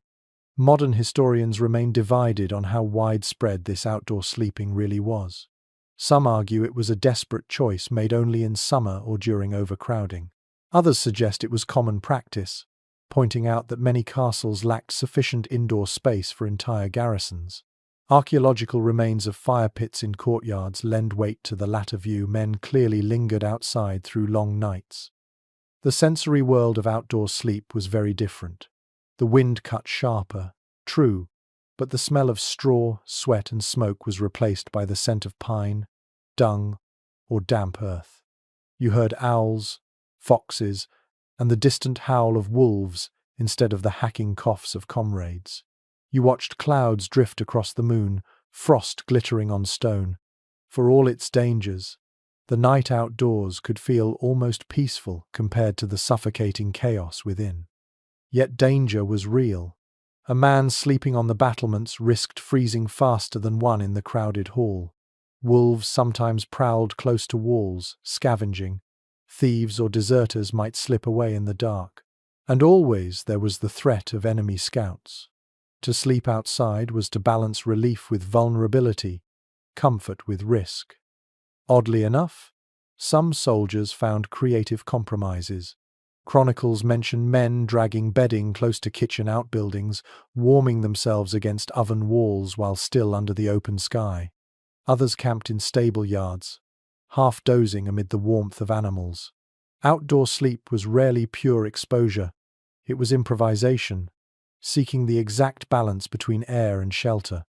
Picture yourself curled under a wall with your cloak pulled over your head. The stars wheel slowly above, the moon casting pale light across the courtyard. A dog lies near your feet, its body heat welcome. Your breath plumes white in the air, but the smoke of the hall is gone, the lice less biting in the cold. You drift in and out, half watching the night sky, half dreaming of warmer times. The psychology of outdoor sleep was peculiar. Some men loved it, claiming the open air restored them more than smoky halls. Others dreaded it, convinced the cold would creep into their bones and never leave. But either way, the choice revealed the desperation of medieval garrisons. To choose the bitter air over firelight and straw shows just how harsh the indoors could be. And yet, there was an odd beauty to it. Sleeping under stars, listening to night birds, a soldier could almost forget the misery of stone walls. For a fleeting moment he felt less trapped, less suffocated. The sky reminded him that the world was larger than war and castles. Perhaps that was why some chose it, even knowing the risks. So as you slip beneath your warm roof tonight, remember the medieval soldier who sometimes stepped out into the cold, preferring open sky to smoke-filled air. He shivered, yes, but he also breathed deeply, stared at stars, and found a kind of peace in the bitter chill. For him, survival wasn't just about warmth, it was also about finding a place where the soul, however briefly, could rest.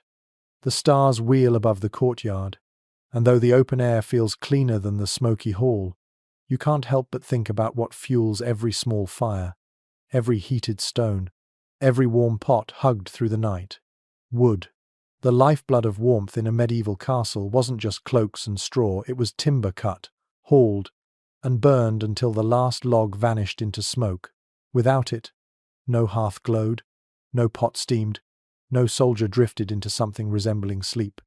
Castle accounts reveal just how precious firewood was. Winter stores were calculated with almost the same care as grain or salt meat. A large garrison could devour entire forests in a single season, burning wood for cooking by day and heating by night. Kitchens consumed the lion's share, but soldiers begged and bribed for scraps, offcuts, broken planks, even dung dried hard enough to burn. Fire was not simply comfort, it was the dividing line between endurance and collapse. Imagine trudging out into the frozen woods with an axe, breath clouding the air, boots crunching through snow. Your hands blister on the handle, your body sore from drills, yet you must gather wood or face another night of teeth-chattering misery. You drag back branches heavy with frost, praying they will dry enough to burn. When the fire finally sputters to life, you drop by it, exhausted, cloak wrapped tight, grateful for the heat that seeps slowly into your bones. Oddly enough, not all wood was equal. Oak burned long and hot, ash caught quickly, pine smoked fiercely. Soldiers learned to read wood like a second language, knowing which logs would keep embers glowing through the night and which would choke the hall with acrid smoke. Some even hoarded particular kinds of wood, hiding them under cloaks or sneaking them into corners for private fires. Historians remain divided on whether garrisons had reliable access to fuel. Some argue that castles, surrounded by forests, rarely struggled. Others point to evidence of deforestation around medieval strongholds, forests stripped bare, firewood rationed, men sent miles to gather branches. The archaeological record shows both. Some castles built with abundant timber nearby, Others perched on rocky outcrops where wood was precious as gold. Now imagine the sensory picture of firewood scarcity. A hall where the hearth glows faintly with the last embers of a single log. Dozens of men stretch out their hands, but the heat barely reaches. The shadows loom colder than the light. You lie in straw, hearing men mutter curses, some coughing deliberately to remind others of the smoke when wood was too green. The fire becomes a symbol of morale. Without it, the hall feels like a tomb. And when the wood finally ran out, then soldiers improvised. Broken carts, old furniture, even doors torn from hinges fed the flames. Chronicles describe desperate garrisons dismantling their own outbuildings, burning scaffolding, or stripping bark from trees like starving deer. Some even gathered dried animal dung, pressed into cakes that smouldered with foul smoke, but gave enough heat to keep frostbite at bay. To sleep in such a hall was to lie with nostrils full of the acrid stench of burning waste. But at least you were not dead from cold. You might be intrigued to know that some castles kept designated night fires, smaller hearths, banked carefully with ash to preserve embers until morning. Soldiers sleeping nearby could rise at midnight, stir the coals, and feel a wash of relief. But there was always the risk of embers dying too soon, leaving men scrambling in the black hours for flint and tinder to spark life into damp logs. Few things were as demoralizing as waking at midnight to find the fire gone cold. Picture the ritual of tending a night fire. A soldier kneels, prods the embers with iron, adds a splinter of kindling, and blows until sparks glow red. Around him, men stir, muttering in relief as warmth flares. The fire cracks, shadows leap, and you feel the air ease just enough to let your body relax. In those moments, the man with the fire was almost a savior. But even the best fires carried hazards. Sparks sometimes leapt into straw, igniting chaos. Soldiers woke choking as flames licked bedding, stomping and smothering before disaster spread. Too much smoke suffocated more quietly, filling halls with poison. Fires kept you alive, but they also threatened you. Sleep was never without risk, even when it came from the very flames you prayed for. The psychology of firewood scarcity ran deep. To sleep knowing the hearth might die in the night was to sleep half worried, ears open for the sudden silence of embers. Fire was more than warmth, it was a heartbeat. Without it, the hall felt lifeless. Morale collapsed, and despair seeped in colder than frost. Close your eyes now and imagine lying near a dwindling fire. The crackle fades, the glow dims, and shadows creep closer. You pull your cloak tighter, tuck your chin into wool, and listen to men sigh as warmth ebbs away. Your body curls small, trying to conserve what little heat remains. You pray for dawn, or for someone to feed the fire before it dies. So as you rest tonight, surrounded by heating systems that never falter, think of the medieval soldier whose sleep depended on logs gathered by hand, fire coaxed by breath, and embers guarded like treasure. His comfort was as fragile as a flame on damp wood flickering, smoky, yet the only thing between survival and the killing cold. The fire sputters, its glow trembling low in the hearth. Around you, men shift uneasily, not only from cold but from the constant awareness that castles were not just places of shelter, they were targets. To sleep in a fortress was never entirely safe. You rolled yourself into a cloak, closed your eyes, and yet some part of your mind remained open, waiting for horns, bells, or screams. Defensive structures meant vigilance, and vigilance meant that rest was always fragile. Military accounts emphasize how sleep in castles was shaped by defense routines. Watch schedules carved the night into fragments, with soldiers woken for shifts on towers and gates. Even those not on duty often slept lightly, conditioned to rouse at the faintest alarm. Walls might have been thick, but fear seeped through them. Sleep was not abandonment, it was a truce with danger. Imagine lying in straw when suddenly a horn blasts from the battlements. You jolt awake, cloak tangling your limbs.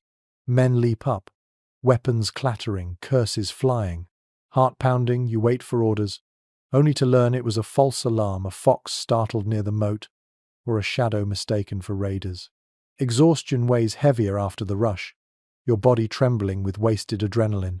Yet you know it will happen again, perhaps tomorrow, perhaps tonight. One intriguing glimpse comes from siege chronicles. Defenders often slept directly beside their posts, men on towers curled near the crenellations, archers dozing under makeshift awnings by arrow slits, gatekeepers stretched on benches with keys clutched tight in their fists. They preferred to be uncomfortable but close to duty, rather than risk being caught unready.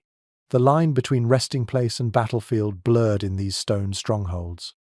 Scholars remain divided about whether this constant readiness made soldiers more disciplined or slowly eroded them. Some argue that the culture of alertness forged resilience. Men learned to thrive on scraps of rest, toughened by constant drills. Others contend it hollowed out morale, creating weary garrisons more prone to mistakes and mutiny. Archaeology lends weight to both, with evidence of fatigue written into records of botched defences, and yet also into stories of astonishing endurance. Picture the sensory landscape of defensive nights. On the wall, boots creak on frosted stone. Spears thud against parapets as men shift their weight. Below, dogs bark in the courtyards, hooves clatter in stables as horses stir at unseen movements. In the hall, men twitch even in dreams, ears tuned to the smallest sound. You hear snores punctured by sudden silences as soldiers half wake, listening. Sleep becomes fractured, like glass splintered but never shattered. You might be surprised to know that some commanders deliberately kept noise alive through the night drums beaten at intervals, bells rung, or guards calling to one another from tower to tower. The point wasn't only security. It was to remind every soldier that vigilance never ceased. For those trying to sleep, it meant dreams were punctuated by reminders of duty. Peace and vigilance coexisted awkwardly, the two halves of fortress life. The psychology of such nights is heavy. Soldiers joked bitterly about never getting proper rest, but their laughter was thin. To live in constant half-readiness meant never sinking into true dreams, never letting the body fully repair. In time, your limbs ached not from labor, but from exhaustion. Yet paradoxically, some men found reassurance in it. The noise, the alarms, the constant shuffling of guards, all proof the fortress was alive, awake, protecting them even as they lay still. Oddly enough, religious ritual blended with defense. Bells tolling for night prayers doubled as signals for watch shifts. Monks in attached chapels prayed while soldiers kept guard, both serving the same purpose: to ensure that no hour of night passed unguarded. Sacred duty and martial duty blurred, shaping an atmosphere where even sleep felt like a task performed under higher authority. Imagine yourself dozing near a gatehouse. The smell of damp wood, iron and torches fills your nose. A fellow soldier nudges you awake, your turn to watch. You stumble to the wall, cloak pulled tight, bow in hand. You stare into darkness until your eyes ache, listening for the crunch of feet in snow. Hours later, another man relieves you, and you stagger back inside to collapse in straw. You don't dream, you plunge into blackness, your body borrowing whatever scraps of rest it can before duty drags you up again. The rhythm of such life shaped whole campaigns. Armies weren't only limited by food or weather, but by exhaustion. A castle garrison too worn down by sleepless nights might surrender even when its walls held strong. Leaders knew this, and so they rationed not only grain but also sleep. Who slept where? Who was woken when? Who got to rest closest to the fire? All became questions of command and survival. So, as you lay yourself in bed tonight, perhaps irritated by a late-night noise or an early alarm, remember the medieval soldier whose sleep was constantly fragile, balanced between vigilance and collapse. His bed of straw was never only for rest. It was also a place to keep one ear open for horns, bells, or the scrape of enemies in the dark. The horns quiet, the fires dim, and the castle settles into that peculiar stillness that only comes in the darkest stretch of night. You shift in the straw, eyes heavy, and it strikes you how much of survival in these halls was less about grand comforts and more about small adjustments, rituals, habits, and little human tricks to make misery bearable. By the time the medieval soldier lay down, he had already rehearsed an entire repertoire of strategies, layering cloaks, huddling against comrades, stuffing rags into drafts, cuddling stones, or even roasted vegetables. None of it offered true warmth. What it offered instead was enough. Household accounts and garrison reports show that castles functioned less as homes than as machines for endurance. Sleep was never perfect, never restorative in the modern sense. It was patched together like the bedding itself. Bits of straw, scraps of fur, fragments of rest. And yet, through this patchwork, men managed to endure brutal winters without vanishing into frost. Imagine lying there, straw rustling as you shift, your nose numb but your chest still faintly warm from the fire earlier. You know you'll wake in a few hours to your watch, or to coughing fits, or to scratching from lice. But for now, you let yourself sink just a little deeper, because this is the closest to comfort you'll find. One striking practice described in some chronicles was the deliberate pairing of soldiers as sleeping partners. Two men wrapped themselves in the same cloak or blanket, pressing back to back for shared body heat. To us, it may seem awkward, but to them, it was simple logic. Two bodies meant less heat lost to the air. A man who refused such closeness risked more than discomfort. He risked death by cold. And yet, not everyone accepted it gladly. Chroniclers mention quarrels sparked over who was forced to share with whom, laughter when one man kicked in his sleep, even punishments for those who disturbed others with restless thrashing. Communal survival created intimacy, but also friction. Still, when the frost grew sharp, few refused the arrangement for long. The debate among historians continues about how much of this nightly survival was conscious planning versus instinct. Did men think carefully about every measure, who to sleep beside, where to place stones, how to bank fires, or did they simply stumble into whatever scraps of warmth they could find? Some argue for the former, pointing to written advice in manuals and records of household management. Others argue for the latter, suggesting that improvisation ruled the night. Either way, the result was the same. Exhaustion carried men through, with just enough comfort to stop them freezing entirely. The sensory world of these strategies was messy. Cloaks grew stiff with frost where men's breath condensed. Shared heat meant the smell of another man's sweat pressed against your face. Draft-stuffed cracks smelled of dung or straw. Warm stones left scorch marks on cloaks, while chamber pots filled with water for heating sometimes leaked into the bedding. Sleep was not clean, not fragrant, not peaceful. It was raw survival, stitched from dozens of half-effective measures. Oddly enough, some of these methods echoed into later centuries. Even in early modern Europe, soldiers carried sleeping sacks designed for two men, recreating the medieval practice of body sharing. The medieval solutions were so pragmatic that they outlasted their age, resurfacing whenever cold and scarcity pressed hardest.